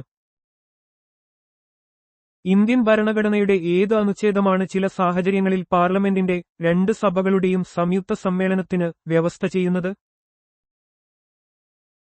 അനുച്ഛേദം 108. അനുച്ഛേദം 108 ഒരു ബിൽ ഒരു സഭ പാസ്സാക്കുകയും മറ്റൊരു സഭ അത് തള്ളിക്കളയുകയോ ഭേദഗതികളോട് യോജിക്കാതിരിക്കുകയോ ചെയ്യുന്ന സാഹചര്യങ്ങളിൽ 2 സഭകളുടെയും സംയുക്ത സമ്മേളനം വിളിച്ചുചേർക്കാൻ രാഷ്ട്രപതിക്ക് അധികാരം നൽകുന്നു. സാധാരണ ബില്ലുകളുടെ കാര്യത്തിൽ ഇരുസഭകളും തമ്മിലുള്ള തർക്കങ്ങൾ പരിഹരിക്കാൻ ഇത് സഹായിക്കുന്നു. ഇന്ത്യൻ ഭരണഘടനയുടെ ഏത് അനുച്ഛേദമാണ് ധനബില്ലുകളുടെ കാര്യത്തിലുള്ള പ്രത്യേക നടപടിക്രമങ്ങൾ വ്യവസ്ഥ ചെയ്യുന്നത്? അനുച്ഛേദം 109. ധനബില്ലുകൾ ലോക്സഭയിൽ മാത്രമേ അവതരിപ്പിക്കാൻ പാടുള്ളൂ എന്നും രാജ്യസഭയ്ക്ക് അവയെ തള്ളിക്കളയാനോ ഭേദഗതി ചെയ്യാനോ അധികാരമില്ലെന്നും അനുച്ഛേദം 109 വ്യക്തമാക്കുന്നു. രാജ്യസഭയ്ക്ക് ധനബിൽ ലഭിച്ച് 14 ദിവസത്തിനകം ശുപാർശകളോടെ അത് ലോക്സഭയ്ക്ക് തിരികെ നൽകാം. ലോക്സഭയ്ക്ക് ഈ ശുപാർശകൾ സ്വീകരിക്കുകയോ തള്ളിക്കളയുകയോ ചെയ്യാം. ഇന്ത്യൻ ഭരണഘടനയുടെ ഏത് അനുച്ഛേദമാണ് ധനബില്ലുകളുടെ നിർവചനം നൽകുന്നത്? അനുച്ഛേദം 110. ഒരു ബിൽ ധനബില്ലാണോ എന്ന് നിർവചിക്കുന്നത് അനുച്ഛേദം 110 ആണ്. നികുതി ചുമത്തൽ, കേന്ദ്ര സർക്കാരിന്റെ കടം, കൺസോളിഡേറ്റഡ് ഫണ്ടിൽ നിന്നുള്ള വിനിയോഗം തുടങ്ങിയ സാമ്പത്തിക വിഷയങ്ങളുമായി ബന്ധപ്പെട്ട വ്യവസ്ഥകൾ ധനബില്ലുകളുടെ പരിധിയിൽ വരുന്നു. ഒരു ബിൽ ധനബില്ലാണോ എന്ന് തീരുമാനിക്കാനുള്ള അന്തിമ അധികാരം ലോക്സഭാ സ്പീക്കർക്കാണ്. ഇന്ത്യൻ ഭരണഘടനയുടെ ഏത് അനുച്ഛേദമാണ് രാഷ്ട്രപതിയുടെ ബില്ലുകൾക്ക് സമ്മതം നൽകുന്നതുമായി ബന്ധപ്പെട്ടത്? അനുച്ഛേദം 111. പാർലമെന്റിന്റെ ഇരുസഭകളും പാസ്സാക്കിയ ഒരു ബിൽ നിയമമാകണമെങ്കിൽ രാഷ്ട്രപതിയുടെ അംഗീകാരം ആവശ്യമാണെന്ന് അനുച്ഛേദം 111 വ്യവസ്ഥ ചെയ്യുന്നു. രാഷ്ട്രപതിക്ക് ഒരു ബില്ലിൽ ഒപ്പുവെക്കുകയോ അത് വീണ്ടും പരിഗണിക്കാൻ സഭകൾക്ക് തിരിച്ചേക്കുകയോ അല്ലെങ്കിൽ ബിൽ തടഞ്ഞുവെക്കുകയോ ചെയ്യാം. എന്നാൽ ധനബില്ലുകൾ രാഷ്ട്രപതിക്ക് തിരിച്ചേക്കാൻ കഴിയില്ല. ഇന്ത്യൻ ഭരണഘടനയുടെ ഏത് അനുച്ഛേദമാണ് വാർഷിക ധനകാര്യ പ്രസ്താവനയെ ബഡ്ജറ്റ് കുറിച്ച് പ്രതിപാദിക്കുന്നത്? അനുച്ഛേദം 112. അനുച്ഛേദം 112 കേന്ദ്ര സർക്കാരിന്റെ വാർഷിക ധനകാര്യ പ്രസ്താവനയെ അഥവാ ബഡ്ജറ്റിനെക്കുറിച്ചാണ്. ഓരോ സാമ്പത്തിക വർഷത്തിലും സർക്കാരിന്റെ പ്രതീക്ഷിക്കുന്ന വരവും ചെലവും ഇതിൽ രേഖപ്പെടുത്തുന്നു. ഇത് പാർലമെന്റിൽ അവതരിപ്പിക്കുകയും ചർച്ച ചെയ്യുകയും വോട്ട് രേഖപ്പെടുത്തുകയും ചെയ്യുന്നതിലൂടെ രാജ്യത്തിന്റെ സാമ്പത്തിക ഭരണം സുതാര്യമാക്കുന്നു. ഇന്ത്യൻ ഭരണഘടനയിലെ ഏത് അനുച്ഛേദമാണ് വിനിയോഗ ബില്ലുകൾ കൈകാര്യം ചെയ്യുന്നത്? അനുച്ഛേദം 114. ഇന്ത്യൻ ഭരണഘടനയിലെ അനുച്ഛേദം 114 വിനിയോഗ ബില്ലുകളെക്കുറിച്ച് പ്രതിപാദിക്കുന്നു. പാർലമെന്റ് പാസാക്കുന്ന ഈ ബില്ലുകൾ സർക്കാർ ഫണ്ടുകൾ ചെലവഴിക്കുന്നതിന് അനുമതി നൽകുന്നു. പൊതുഖജനാവിൽ നിന്ന് പണം പിൻവലിക്കുന്നതിന് ഇത് അത്യാവശ്യമാണ്. ഇന്ത്യൻ ഭരണഘടനയിലെ ഏത് അനുച്ഛേദമാണ് vote on account, vote of credit, അസാധാരണ ഗ്രാന്റുകൾ എന്നിവയെക്കുറിച്ച് പ്രതിപാദിക്കുന്നത്? അനുച്ഛേദം 116. അനുച്ഛേദം 116 vote on account, vote of credit, അസാധാരണ ഗ്രാന്റുകൾ എന്നിവയെക്കുറിച്ച് വിശദീകരിക്കുന്നു. ഒരു സാമ്പത്തിക വർഷത്തിലെ ബഡ്ജറ്റ് പൂർണ്ണമായി പാസാക്കുന്നതിന് മുൻപ് തന്നെ ചെലവുകൾക്കായി പണം പിൻവലിക്കാൻ വോട്ട് ഓൺ അക്കൗണ്ട് സഹായിക്കുന്നു. ഇന്ത്യൻ ഭരണഘടനയിലെ ഏത് അനുച്ഛേദമാണ് ധനകാര്യ ബില്ലുകൾ സംബന്ധിച്ച പ്രത്യേക വ്യവസ്ഥകൾ കൈകാര്യം ചെയ്യുന്നത്? അനുച്ഛേദം 117. ധനകാര്യ ബില്ലുകൾ സംബന്ധിച്ച പ്രത്യേക വ്യവസ്ഥകളെക്കുറിച്ച് അനുച്ഛേദം 117 വ്യക്തമാക്കുന്നു. ഈ ബില്ലുകൾക്ക് രാഷ്ട്രപതിയുടെ മുൻകൂർ അനുമതി ആവശ്യമാണ്. ധനകാര്യ ബില്ലുകൾക്ക് ചില പ്രത്യേക നടപടിക്രമങ്ങളുണ്ട്. കോടതികൾക്ക് പാർലമെന്റിന്റെ നടപടികളിൽ ഇടപെടാൻ അധികാരമില്ല എന്ന് ഇന്ത്യൻ ഭരണഘടനയിലെ ഏത് അനുച്ഛേദമാണ് വ്യക്തമാക്കുന്നത്? അനുച്ഛേദം 122. പാർലമെന്റിന്റെ നടപടികളെ ചോദ്യം ചെയ്യാൻ കോടതികൾക്ക് അധികാരമില്ലെന്ന് അനുച്ഛേദം 122 പറയുന്നു. ഇത് പാർലമെന്റിന്റെ പരമാധികാരം ഉറപ്പാക്കുന്നു. നിയമനിർമ്മാണ സഭകളുടെ പ്രവർത്തനങ്ങളെ ബാഹ്യ ഇടപെടലുകളിൽ നിന്ന് സംരക്ഷിക്കുന്നതിനുള്ള ഒരു പ്രധാന വ്യവസ്ഥയാണിത്. പാർലമെന്റ് സമ്മേളിക്കാത്ത സമയത്ത് ഓർഡിനൻസുകൾ പുറപ്പെടുവിക്കാൻ രാഷ്ട്രപതിക്കുള്ള അധികാരം ഇന്ത്യൻ ഭരണഘടനയിലെ ഏത് അനുച്ഛേദമാണ് നൽകുന്നത്? അനുച്ഛേദം 123. പാർലമെന്റ് സമ്മേളിക്കാത്ത സമയത്ത് ഓർഡിനൻസുകൾ പുറപ്പെടുവിക്കാൻ രാഷ്ട്രപതിക്ക് അധികാരം നൽകുന്നത് അനുച്ഛേദം 123 ആണ്. ഈ ഓർഡിനൻസുകൾക്ക് പാർലമെന്റ് പാസാക്കുന്ന നിയമങ്ങളുടെ അതേ പ്രാബല്യമുണ്ട്. പാർലമെന്റ് വീണ്ടും സമ്മേളിച്ച് 6 ആഴ്ചയ്ക്കുള്ളിൽ ഈ ഓർഡിനൻസുകൾ പാസാക്കുകയോ തള്ളിക്കളയുകയോ ചെയ്യണം. സുപ്രീം കോടതിയുടെ സ്ഥാപനവും രൂപീകരണവും ഇന്ത്യൻ ഭരണഘടനയിലെ ഏത് അനുച്ഛേദമാണ് കൈകാര്യം ചെയ്യുന്നത്? അനുച്ഛേദം 124. അനുച്ഛേദം 124 സുപ്രീം കോടതിയുടെ സ്ഥാപനത്തെയും ഘടനയെയും കുറിച്ച് പ്രതിപാദിക്കുന്നു. ഇന്ത്യയുടെ പരമോന്നത നീതിന്യായ സ്ഥാപനമാണ് സുപ്രീം കോടതി. ഇത് രാജ്യത്തെ നിയമവ്യവസ്ഥയുടെ തലപ്പത്ത് പ്രവർത്തിക്കുന്നു. സുപ്രീം കോടതി ഒരു റെക്കോർഡ് കോടതിയായിരിക്കും എന്ന് ഇന്ത്യൻ ഭരണഘടനയിലെ ഏത് അനുച്ഛേദമാണ് പ്രഖ്യാപിക്കുന്നത്? അനുച്ഛേദം 129. സുപ്രീം കോടതി ഒരു റെക്കോർഡ് കോടതിയായിരിക്കുമെന്ന് അനുച്ഛേദം 129 പ്രഖ്യാപിക്കുന്നു. ഇതിനർത്ഥം സുപ്രീം കോടതിയുടെ വിധികൾക്ക് നിയമപരമായ പ്രാബല്യമുണ്ടെന്നും ഭാവിയിലെ കേസുകൾക്ക് റഫറൻസായി ഉപയോഗിക്കാമെന്നുമാണ്. കോടതി അലക്ഷ്യത്തിന് ശിക്ഷിക്കാനുള്ള അധികാരവും ഇതിനുണ്ട്. സുപ്രീം കോടതിയുടെ വിധികൾ അല്ലെങ്കിൽ ഉത്തരവുകൾ പുനഃപരിശോധിക്കാനുള്ള അധികാരം ഇന്ത്യൻ ഭരണഘടനയിലെ ഏത് അനുച്ഛേദമാണ് നൽകുന്നത്? അനുച്ഛേദം 137. അനുച്ഛേദം 137 സുപ്രീം കോടതിക്ക് സ്വന്തം വിധികൾ അല്ലെങ്കിൽ ഉത്തരവുകൾ പുനഃപരിശോധിക്കാനുള്ള അധികാരം നൽകുന്നു. ഇത് നീതിന്യായ വ്യവസ്ഥയുടെ കൃത്യതയും വിശ്വാസ്യതയും ഉറപ്പാക്കാൻ സഹായിക്കുന്നു. മുൻവിധികൾ പുനർവിചിന്തനം ചെയ്യാൻ കോടതിക്ക് ഇതിലൂടെ സാധിക്കുന്നു. സുപ്രീം കോടതിയോട് ഉപദേശം തേടാൻ രാഷ്ട്രപതിക്കുള്ള അധികാരം ഇന്ത്യൻ ഭരണഘടനയിലെ ഏത് അനുച്ഛേദമാണ് നൽകുന്നത്? അനുച്ഛേദം 143. അനുച്ഛേദം 143 അനുസരിച്ച് നിയമപരമായ അല്ലെങ്കിൽ പൊതുപ്രാധാന്യമുള്ള ഏതെങ്കിലും വിഷയത്തിൽ സുപ്രീം കോടതിയോട് ഉപദേശം തേടാൻ രാഷ്ട്രപതിക്ക് അധികാരമുണ്ട്. എന്നാൽ സുപ്രീം കോടതി നൽകുന്ന ഉപദേശം സ്വീകരിക്കാൻ രാഷ്ട്രപതി ബാധ്യസ്ഥനല്ല. ഇന്ത്യയുടെ comptroller and auditor general CAG നെക്കുറിച്ച് ഇന്ത്യൻ ഭരണഘടനയിലെ ഏത് അനുച്ഛേദമാണ് പ്രതിപാദിക്കുന്നത്? അനുച്ഛേദം 148.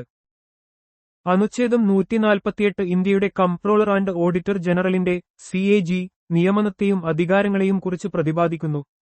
Indian പൊതുഖജനാവിന്റെ കാവൽക്കാരനാണ് CAG. കേന്ദ്ര സംസ്ഥാന സർക്കാരുകളുടെ സാമ്പത്തിക കണക്കുകൾ ഓഡിറ്റ് ചെയ്യുന്നത് CAG ആണ്. ഇന്ത്യൻ ഭരണഘടനയുടെ ഏത് അനുച്ഛേദമാണ് സംസ്ഥാനങ്ങളിലെ ഗവർണർമാർ എന്നതുമായി ബന്ധപ്പെട്ടിരിക്കുന്നത്? അനുച്ഛേദം 153.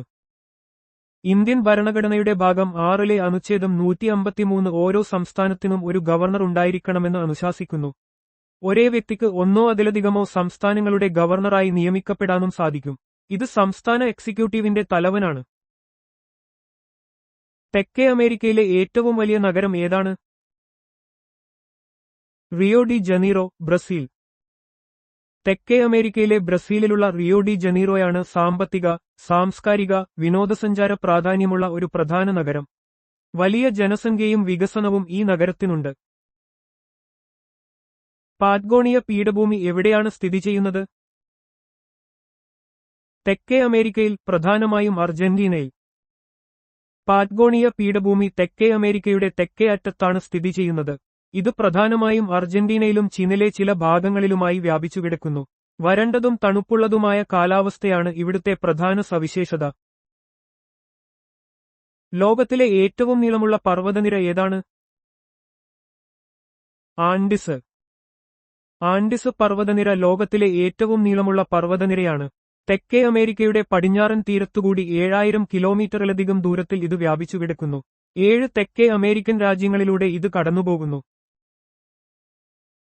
ആൻഡിസ് പർവ്വതനിരയിലെ ഏറ്റവും ഉയരം കൂടിയ കൊടുമുടി ഏതാണ്? അക്കോൺകാഗ്വ 6960 മീറ്റർ. അക്കോൺകാഗ്വ ആൻഡിസ് പർവ്വതനിരയിലെയും തെക്കേ അമേരിക്കൻ ഭൂഖണ്ഡത്തിലെയും ഏറ്റവും ഉയരം കൂടിയ കൊടുമുടിയാണ്. 6960 മീറ്റർ ഉയരമുള്ള ഇത് അർജന്റീനയിലാണ് സ്ഥിതി ചെയ്യുന്നത്. ഏഷ്യയ്ക്ക് പുറത്തുള്ള ഏറ്റവും വലിയ കൊടുമുടിയും ഇതുതന്നെയാണ്. ആൻഡിസ് പർവ്വതനിരയുടെ കിഴക്കൻ ചരിവുകളിലെ വനങ്ങൾക്ക് പറയുന്ന പേരെന്താണ്? മൊണ്ടാന. ആൻഡിസ് പർവ്വതനിരയുടെ കിഴക്കൻ ചരിവുകളിലുള്ള ഉഷ്ണമേഖലാ മഴക്കാടുകളെ മൊണ്ടാന എന്ന് വിളിക്കുന്നു. ഉയർന്ന പ്രദേശങ്ങളിൽ കാണുന്ന ഈ വനങ്ങൾക്ക് പ്രത്യേക ജൈവവൈവിധ്യമുണ്ട്. ഈ മേഖലയിൽ വൈവിധ്യമാർന്ന സസ്യജന്തുജാലങ്ങൾ കാണപ്പെടുന്നു. തെക്കേ അമേരിക്കയിൽ മാംഗനീസ് ഏറ്റവും കൂടുതൽ ഉത്പാദിപ്പിക്കുന്ന രാജ്യം ഏതാണ്? ബ്രസീൽ. തെക്കേ അമേരിക്കൻ ഭൂഖണ്ഡത്തിൽ മാംഗനീസ് ഉത്പാദനത്തിൽ മുന്നിൽ നിൽക്കുന്ന രാജ്യമാണ് ബ്രസീൽ. ഈ മേഖലയിലെ വ്യാവസായിക ആവശ്യങ്ങൾക്കും കയറ്റുമതിക്കും ഇത് നിർണായകമാണ്. ബ്രസീലിലെ ഏത് ഖനിയാണ് വലിയ മാംഗനീസ് നിക്ഷേപങ്ങൾക്ക് പ്രസിദ്ധം? അമബ ഖനി. ബ്രസീലിലെ പ്രധാന മാംഗനീസ് ഖനികളിൽ ഒന്നാണ് അമാപ ഖനി. രാജ്യത്തിന്റെ മാംഗനീസ് ഉത്പാദനത്തിൽ ഇത് ഒരു പ്രധാന പങ്ക് വഹിക്കുന്നു. ബ്രസീലിന്റെ പ്രധാന ഇരുമ്പയിര് ഖനന കേന്ദ്രം എവിടെയാണ് സ്ഥിതി ചെയ്യുന്നത്? ഇറ്റാബിറ. ബ്രസീലിലെ മിനാസ് ജെറൈസ് സംസ്ഥാനത്താണ് ഇറ്റാബിറ സ്ഥിതി ചെയ്യുന്നത്. ലോകത്തിലെ ഏറ്റവും വലിയ ഇരുമ്പയിര് ഉത്പാദന കേന്ദ്രങ്ങളിലൊന്നാണിത്. തെക്കേ അമേരിക്കയിലെ ഏറ്റവും വലിയ അസംസ്കൃത പെട്രോളിയം ഉത്പാദിപ്പിക്കുന്ന രാജ്യം ഏതാണ്? ബ്രസീൽ. തെക്കേ അമേരിക്കയിൽ അസംസ്കൃത പെട്രോളിയം ഉത്പാദനത്തിൽ ബ്രസീൽ മുൻപന്തിയിലാണ്. ഈ മേഖലയിലെ ഊർജ്ജ സുരക്ഷയ്ക്കും സാമ്പത്തിക വളർച്ചയ്ക്കും ഇത് അത്യന്താപേക്ഷിതമാണ്. വെനിസ്വേലയിലെ ഉഷ്ണമേഖലാ സവന്ന പുൽമേടുകൾക്ക് എന്താണ് പേര് പറയുന്നത്? ലാനോസ്. വെനിസ്വേലയിലെയും കൊളംബിയയുടെ ചില ഭാഗങ്ങളിലെയും ഉഷ്ണമേഖലാ പുൽമേടുകളാണ് ലാനോസ്. അപ്പാലേഷ്യൻ ആൻഡീസ് പർവ്വതനിരകൾക്കും ഗയാന ഹൈലാൻഡ്സിനും ഇടയിലാണ് ഇവ സ്ഥിതി ചെയ്യുന്നത്. തെക്കേ അമേരിക്കയിലെ ഏറ്റവും വലിയ ചെമ്പ് ഉത്പാദിപ്പിക്കുന്ന രാജ്യം ഏതാണ്? ചിലി. ലോകത്തിലെ തന്നെ ഏറ്റവും വലിയ ചെമ്പ് ഉത്പാദക രാജ്യങ്ങളിൽ ഒന്നാണ് ചിലി. രാജ്യത്തിന്റെ സമ്പദ്വ്യവസ്ഥയിൽ ചെമ്പ് വ്യവസായത്തിന് വലിയ പങ്കുണ്ട്. ചിലിയിലെ ഏത് സ്ഥലമാണ് ലോകത്തിലെ ചെമ്പിന്റെ തലസ്ഥാനം എന്നറിയപ്പെടുന്നത്? ചുക്വിക്കമാറ്റ. ചിലിയിലെ അറ്റഗാമ മരുഭൂമിയിൽ സ്ഥിതി ചെയ്യുന്ന ചുക്വിക്കമാറ്റ ലോകത്തിലെ ഏറ്റവും വലിയ ഓപ്പൺ പിറ്റ് ചെമ്പ് ഖനികളിൽ ഒന്നാണ്. ലോകമെമ്പാടുമുള്ള ചെമ്പ് വിതരണത്തിൽ ഇത് പ്രധാന പങ്ക് വഹിക്കുന്നു. ലോകത്തിലെ ഏറ്റവും വരണ്ട സ്ഥലങ്ങളിലൊന്നായ ധ്രുവപ്രദേശങ്ങൾക്ക് പുറത്ത് അരിക എവിടെയാണ് സ്ഥിതി ചെയ്യുന്നത്? വടക്കൻ ചിലി. ചിലിയുടെ വടക്കൻ പ്രദേശത്താണ് അരീക സ്ഥിതി ചെയ്യുന്നത്. വർഷത്തിൽ വളരെ കുറഞ്ഞ മഴ മാത്രം ലഭിക്കുന്ന ഇവിടെ അറ്റഗാമ മരുഭൂമിയുടെ സ്വാധീനം വളരെ വലുതാണ്. തെക്കേ അമേരിക്കയിൽ പ്രധാനപ്പെട്ട നൈട്രേറ്റ് ശേഖരങ്ങൾ എവിടെയാണ് സ്ഥിതി ചെയ്യുന്നത്? അറ്റഗാമ മരുഭൂമി. ചിലിയിലെയും പെറുവിലെയും അറ്റഗാമ മരുഭൂമി ലോകത്തിലെ ഏറ്റവും വലിയ നൈട്രേറ്റ് നിക്ഷേപങ്ങൾക്ക് പ്രസിദ്ധമാണ്. 19-ാം നൂറ്റാണ്ടിൽ നൈട്രേറ്റ് ഖനനം ഈ പ്രദേശത്തെ സാമ്പത്തികമായി വലിയ തോതിൽ സ്വാധീനിച്ചിരുന്നു. അർജന്റീനയിലെ പ്രധാന പരുത്തി ഉത്പാദന മേഖല ഏത് സമതലമാണ്? ചാക്കോ സമതലം. അർജന്റീനയിലെ വടക്കൻ ഭാഗങ്ങളിൽ സ്ഥിതി ചെയ്യുന്ന ചാക്കോ സമതലം പരുത്തി കൃഷിക്ക് വളരെ അനുയോജ്യമാണ്. രാജ്യത്തിന്റെ കാർഷിക സമ്പദ്വ്യവസ്ഥയിൽ ഈ പ്രദേശം ഒരു പ്രധാന പങ്ക് വഹിക്കുന്നു. ലോകത്തിലെ ഏറ്റവും വലിയ മാംസം കയറ്റുമതി ചെയ്യുന്ന രാജ്യങ്ങളിലൊന്നായ തെക്കേ അമേരിക്കൻ രാജ്യം ഏതാണ്? അർജന്റീന. അർജന്റീന പ്രധാനമായും ബീഫ്, കോഴിയിറച്ചി, പന്നിയിറച്ചി എന്നിവയുടെ പ്രധാന കയറ്റുമതി രാജ്യമാണ്. തെക്കേ അമേരിക്കൻ സാമ്പത്തിക വ്യവസ്ഥയിൽ മാംസ വ്യവസായത്തിന് നിർണായക പങ്കുണ്ട്. ഇത് രാജ്യത്തിന്റെ ജിഡിപിയിലേക്ക് വലിയ സംഭാവന നൽകുന്നു. തെക്കേ അമേരിക്കയിലെ മിതശീതോഷ്ണ മരുഭൂമി ഏതാണ്? പാറ്റ്ഗോണിയ മരുഭൂമി. തെക്കേ അമേരിക്കയുടെ തെക്ക് ഭാഗത്തായി സ്ഥിതി ചെയ്യുന്ന പാറ്റ്ഗോണിയ മരുഭൂമി ലോകത്തിലെ ഏറ്റവും വലിയ മിതശീതോഷ്ണ മരുഭൂമികളിലൊന്നാണ്. ആൻഡീസ് പർവ്വതനിരകളാൽ മഴ മറക്കപ്പെടുന്നതിനാലാണ് റെയിൻ ഷാഡോ എഫക്ട് ഈ പ്രദേശത്ത് മരുഭൂമി രൂപപ്പെട്ടത്.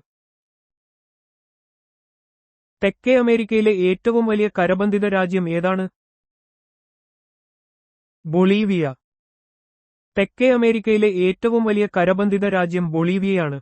ഭൂമിശാസ്ത്രപരമായി സമുദ്രതീരമില്ലാത്തതിനാൽ ഇതിനെ കരബന്ധിത രാജ്യം എന്ന് വിശേഷിപ്പിക്കുന്നു.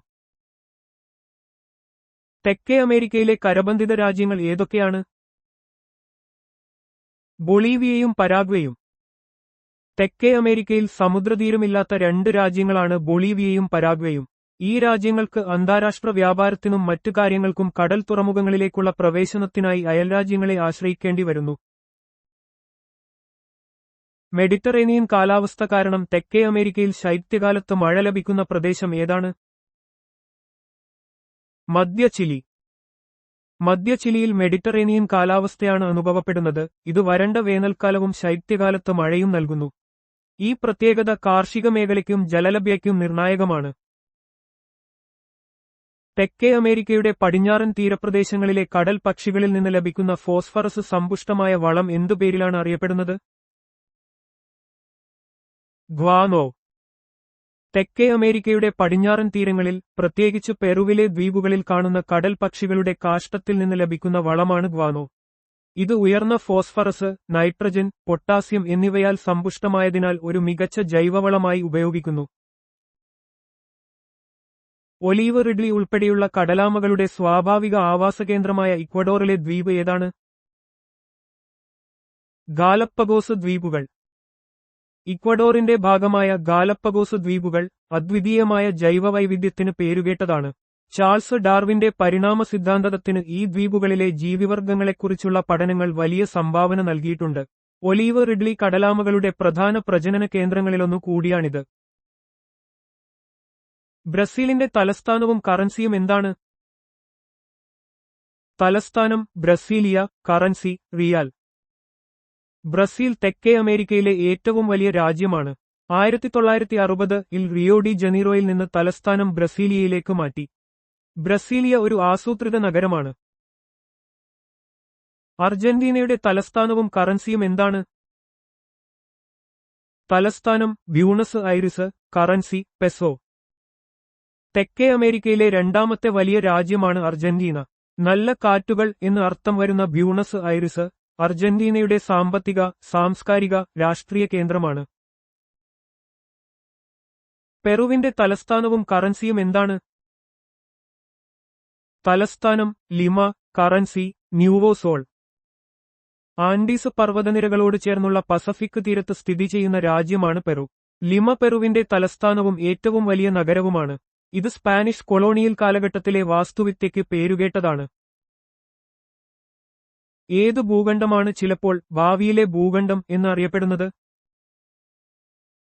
ആഫ്രിക്കൻ ഭൂഖണ്ഡം.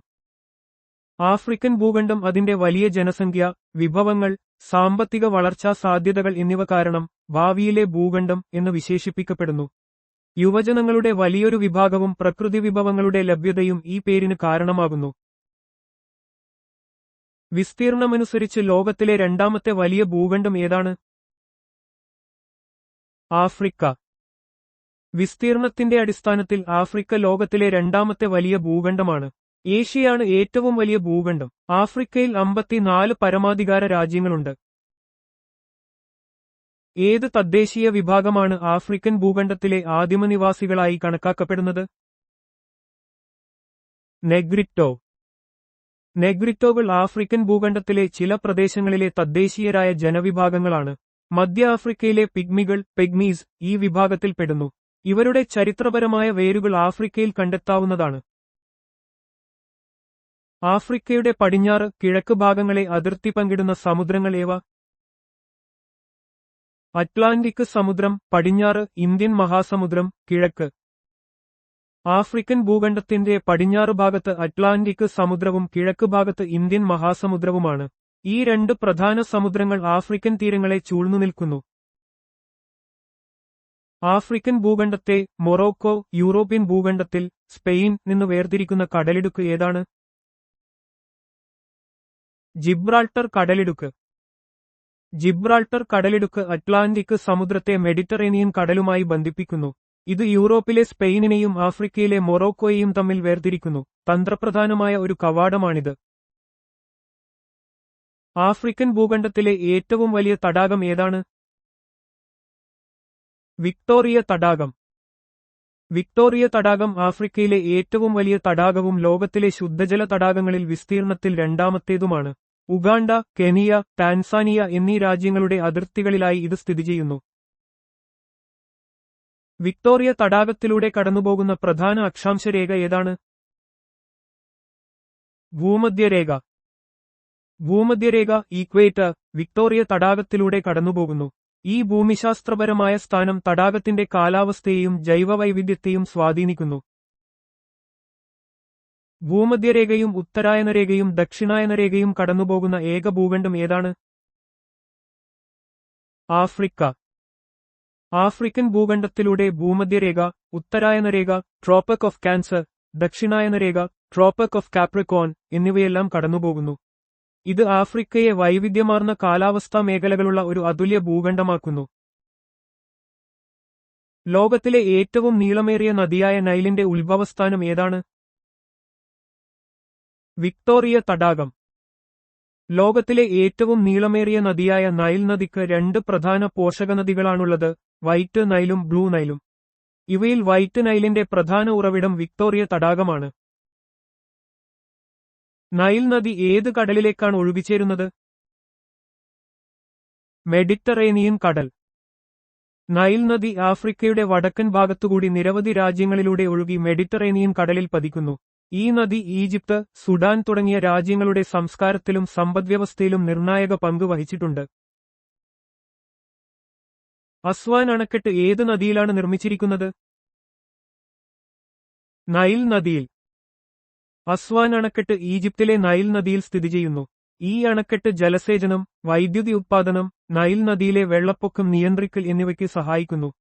ആധുനിക അസ്വാൻ ഹൈ ഡാം 1960കളിൽ പൂർത്തിയാക്കി. വിക്ടോറിയ വെള്ളച്ചാട്ടം ഏത് നദിയിലാണ് സ്ഥിതി ചെയ്യുന്നത്? സാംബസി നദിയിൽ. ആഫ്രിക്കയിലെ സാംബസി നദിയിലാണ് വിക്ടോറിയ വെള്ളച്ചാട്ടം സ്ഥിതി ചെയ്യുന്നത്. ഇത് ലോകത്തിലെ ഏറ്റവും വലിയ വെള്ളച്ചാട്ടങ്ങളിൽ ഒന്നാണ്. സാംബിയയ്ക്കും സിംബാബ്വെക്കും ഇടയിലുള്ള അതിർത്തിയിലാണ് ഈ വെള്ളച്ചാട്ടം കാണപ്പെടുന്നത്. കെനിയ, ഉഗാണ്ട, ടാൻസാനിയ എന്നീ രാജ്യങ്ങളുമായി പങ്കിടുന്നതും ലോകത്തിലെ ഏറ്റവും വലിയ ഉഷ്ണമേഖലാ തടാകവും ആഫ്രിക്കൻ വൻ തടാകങ്ങളിൽ ഏറ്റവും വലുതുമായ തടാകം ഏതാണ്? വിക്ടോറിയ തടാകം. വിക്ടോറിയ തടാകം ആഫ്രിക്കയിലെ ഏറ്റവും വലിയ തടാകവും ലോകത്തിലെ ഏറ്റവും വലിയ ഉഷ്ണമേഖലാ തടാകവുമാണ്. ഇത് കെനിയ, ഉഗാണ്ട, ടാൻസാനിയ എന്നീ രാജ്യങ്ങളുമായി അതിർത്തി പങ്കിടുന്നു. നൈൽ നദിയുടെ പ്രധാന ഉറവിടങ്ങളിലൊന്നാണ് ഈ തടാകം. സ്റ്റാൻലി വെള്ളച്ചാട്ടം, ബോയോമ വെള്ളച്ചാട്ടം ഏത് നദിയിലാണ് സ്ഥിതി ചെയ്യുന്നത്? ലുവാലബ നദിയിൽ, കോങ്കോ നദിയുടെ ഒരു പോഷകനദി. കോങ്കോ നദിയുടെ പോഷകനദിയായ ലുവാലബ നദിയിലാണ് സ്റ്റാൻലി വെള്ളച്ചാട്ടം അഥവാ ബോയോമ വെള്ളച്ചാട്ടം സ്ഥിതി ചെയ്യുന്നത്. മധ്യ ആഫ്രിക്കയിലെ പ്രധാനപ്പെട്ട ഒരു ജലപാതയാണിത്. ഇത് പലപ്പോഴും ജലവൈദ്യുതി ഉത്പാദനത്തിന് ഉപയോഗിക്കുന്നു. കാരിബ അണക്കെട്ട് ഏത് നദിയിലും ഏത് രാജ്യങ്ങളുടെ അതിർത്തിയിലുമാണ് നിർമ്മിച്ചിരിക്കുന്നത്? സാംബസി നദിയിൽ, സാംബിയയുടെയും സിംബാബ്വെയുടെയും അതിർത്തിയിൽ. കാരിബ അണക്കെട്ട് സാംബസി നദിയിൽ സാംബിയയുടെയും സിംബാബ്വെയുടെയും അതിർത്തിയിലാണ് നിർമ്മിച്ചിരിക്കുന്നത്. ഇത് ലോകത്തിലെ ഏറ്റവും വലിയ അണക്കെട്ടുകളിൽ ഒന്നാണ്. ഈ അണക്കെട്ട് പ്രധാനമായും വൈദ്യുതി ഉത്പാദനത്തിനായി ഉപയോഗിക്കുന്നു. ആഫ്രിക്കയിലെ ഏറ്റവും കൂടുതൽ ജലവൈദ്യുതി ഉത്പാദിപ്പിക്കുന്ന അണക്കെട്ട് ഏതാണ്? കാരിബ അണക്കെട്ട്. കാരിബ അണക്കെട്ട് ആഫ്രിക്കയിലെ ഏറ്റവും വലിയ ജലവൈദ്യുത പദ്ധതികളിൽ ഒന്നാണ്. ഇത് സാംബസി നദിയിൽ സ്ഥിതി ചെയ്യുന്നു. സാംബിയയ്ക്കും സിംബാബ്വെക്കും വൈദ്യുതി നൽകുന്നു. ഈ അണക്കെട്ട് കാരിബ തടാകം എന്ന ഒരു വലിയ മനുഷ്യനിർമ്മിത തടാകവും സൃഷ്ടിച്ചിട്ടുണ്ട്. ആഫ്രിക്കയിലെ ഏത് നദിയാണ് പാമോയിലിന്റെ നദി എന്നറിയപ്പെടുന്നത്? നൈജർ നദി. നൈജർ നദി പശ്ചിമ ആഫ്രിക്കയിലെ ഒരു പ്രധാന നദിയാണ്. ഈ പ്രദേശത്തെ പാം ഓയിലിന്റെ വ്യാപാരത്തിലും ഗതാഗതത്തിലും നദിക്കുള്ള പ്രാധാന്യം കണക്കിലെടുത്താണ് ഇതിനെ പാമോയിലിന്റെ നദി എന്ന് വിശേഷിപ്പിക്കുന്നത്. ഇത് നൈജീരിയ, മാലി, നൈജർ തുടങ്ങിയ രാജ്യങ്ങളിലൂടെ ഒഴുകുന്നു. നൈൽ നദിയുടെ തീരത്തുള്ള ഏറ്റവും വലിയ നഗരം ഏതാണ്? കൈറോ. ഈജിപ്തിന്റെ തലസ്ഥാനമായ കൈറോ നൈൽ നദിയുടെ തീരത്ത് സ്ഥിതി ചെയ്യുന്ന ഏറ്റവും വലിയ നഗരമാണ്. ഈ നഗരം ആഫ്രിക്കയിലെയും അറബ് ലോകത്തിലെയും ഏറ്റവും വലിയ നഗരങ്ങളിൽ ഒന്നാണ്. ചരിത്രപരമായും സാംസ്കാരികമായും കൈറോയ്ക്ക് വലിയ പ്രാധാന്യമുണ്ട്. ചാഡ് തടാകം എവിടെയാണ് സ്ഥിതി ചെയ്യുന്നത്? സഹാറ മരുഭൂമി പ്രദേശത്ത്. ചാഡ് തടാകം മധ്യ ആഫ്രിക്കയിലെ സഹാറ മരുഭൂമി പ്രദേശത്ത് സ്ഥിതി ചെയ്യുന്നു. ഇത് ചാഡ്, കാമറൂൺ, നൈജർ, നൈജീരിയ എന്നീ രാജ്യങ്ങളുമായി അതിർത്തി പങ്കിടുന്നു. കാലാവസ്ഥാ വ്യതിയാനം കാരണം ഈ തടാകത്തിന്റെ വലിപ്പം ഗണ്യമായി കുറഞ്ഞുകൊണ്ടിരിക്കുകയാണ്. ആഫ്രിക്കയിലെ ചില പ്രാകൃത ഗോത്രവർഗങ്ങളെയും അവരുമായി ബന്ധപ്പെട്ട പ്രദേശങ്ങളെയും പേരെടുത്തു പറയുക. പിഗ്മി, കോങ്കോ തടം, ബുഷ്മാൻ, കലഹാരി മരുഭൂമി, ബെഡുയിൻ, സഹാറ മരുഭൂമി. ആഫ്രിക്കയിലെ പ്രാചീന ഗോത്രവർഗങ്ങൾ ആഫ്രിക്കൻ സംസ്കാരത്തിന്റെ പ്രധാന ഭാഗമാണ്. കോങ്കോ തടത്തിൽ പിഗ്മികളും, കലഹാരി മരുഭൂമിയിൽ ബുഷ്മാൻമാരും, സാൻ ജനത, സഹാറ മരുഭൂമിയിൽ ബെഡുയിന്മാരും ജീവിക്കുന്നു. ഈ ഗോത്രങ്ങൾ അവരുടെ പരമ്പരാഗത ജീവിതശൈലി നിലനിർത്തുന്നു. സഹാറ മരുഭൂമിയിൽ കാണപ്പെടുന്നതും വിദേശ വിനോദസഞ്ചാരികളെ നയിക്കുന്നതിലൂടെ അറിയപ്പെടുന്നതുമായ ഗോത്രം ഏതാണ്? തുവാറെഗ് ഗോത്രം. തുവാറെഗ് ഗോത്രം സഹാറ മരുഭൂമിയിലെ ഒരു ബെർബർ ജനവിഭാഗമാണ്. മരുഭൂമിയിലെ ജീവിതരീതികളും സഞ്ചാരമാർഗങ്ങളെക്കുറിച്ചുള്ള അറിവും അവരെ വിദേശ സഞ്ചാരികൾക്ക് വഴികാട്ടികളാക്കുന്നു. നീല മനുഷ്യർ എന്നും ഇവർ അറിയപ്പെടുന്നു, കാരണം ഇവർ പരമ്പരാഗതമായി നീല വസ്ത്രങ്ങൾ ധരിക്കുന്നു. ഈജിപ്ഷ്യൻ കർഷകരും കാർഷിക തൊഴിലാളികളും എന്താണ് അറിയപ്പെടുന്നത്? ഫെല്ലാഹ്. ഫെല്ലാഹ് എന്നത് ഈജിപ്തിലെയും മറ്റ് മിഡിൽ ഈസ്റ്റേൺ രാജ്യങ്ങളിലെയും കർഷകരെയും കാർഷിക തൊഴിലാളികളെയും വിശേഷിപ്പിക്കാൻ ഉപയോഗിക്കുന്ന പദമാണ്. ഈജിപ്ഷ്യൻ ജനസംഖ്യയുടെ വലിയൊരു വിഭാഗം ഇപ്പോഴും കാർഷിക വൃത്തിയിൽ ഏർപ്പെട്ടിരിക്കുന്നവരാണ്.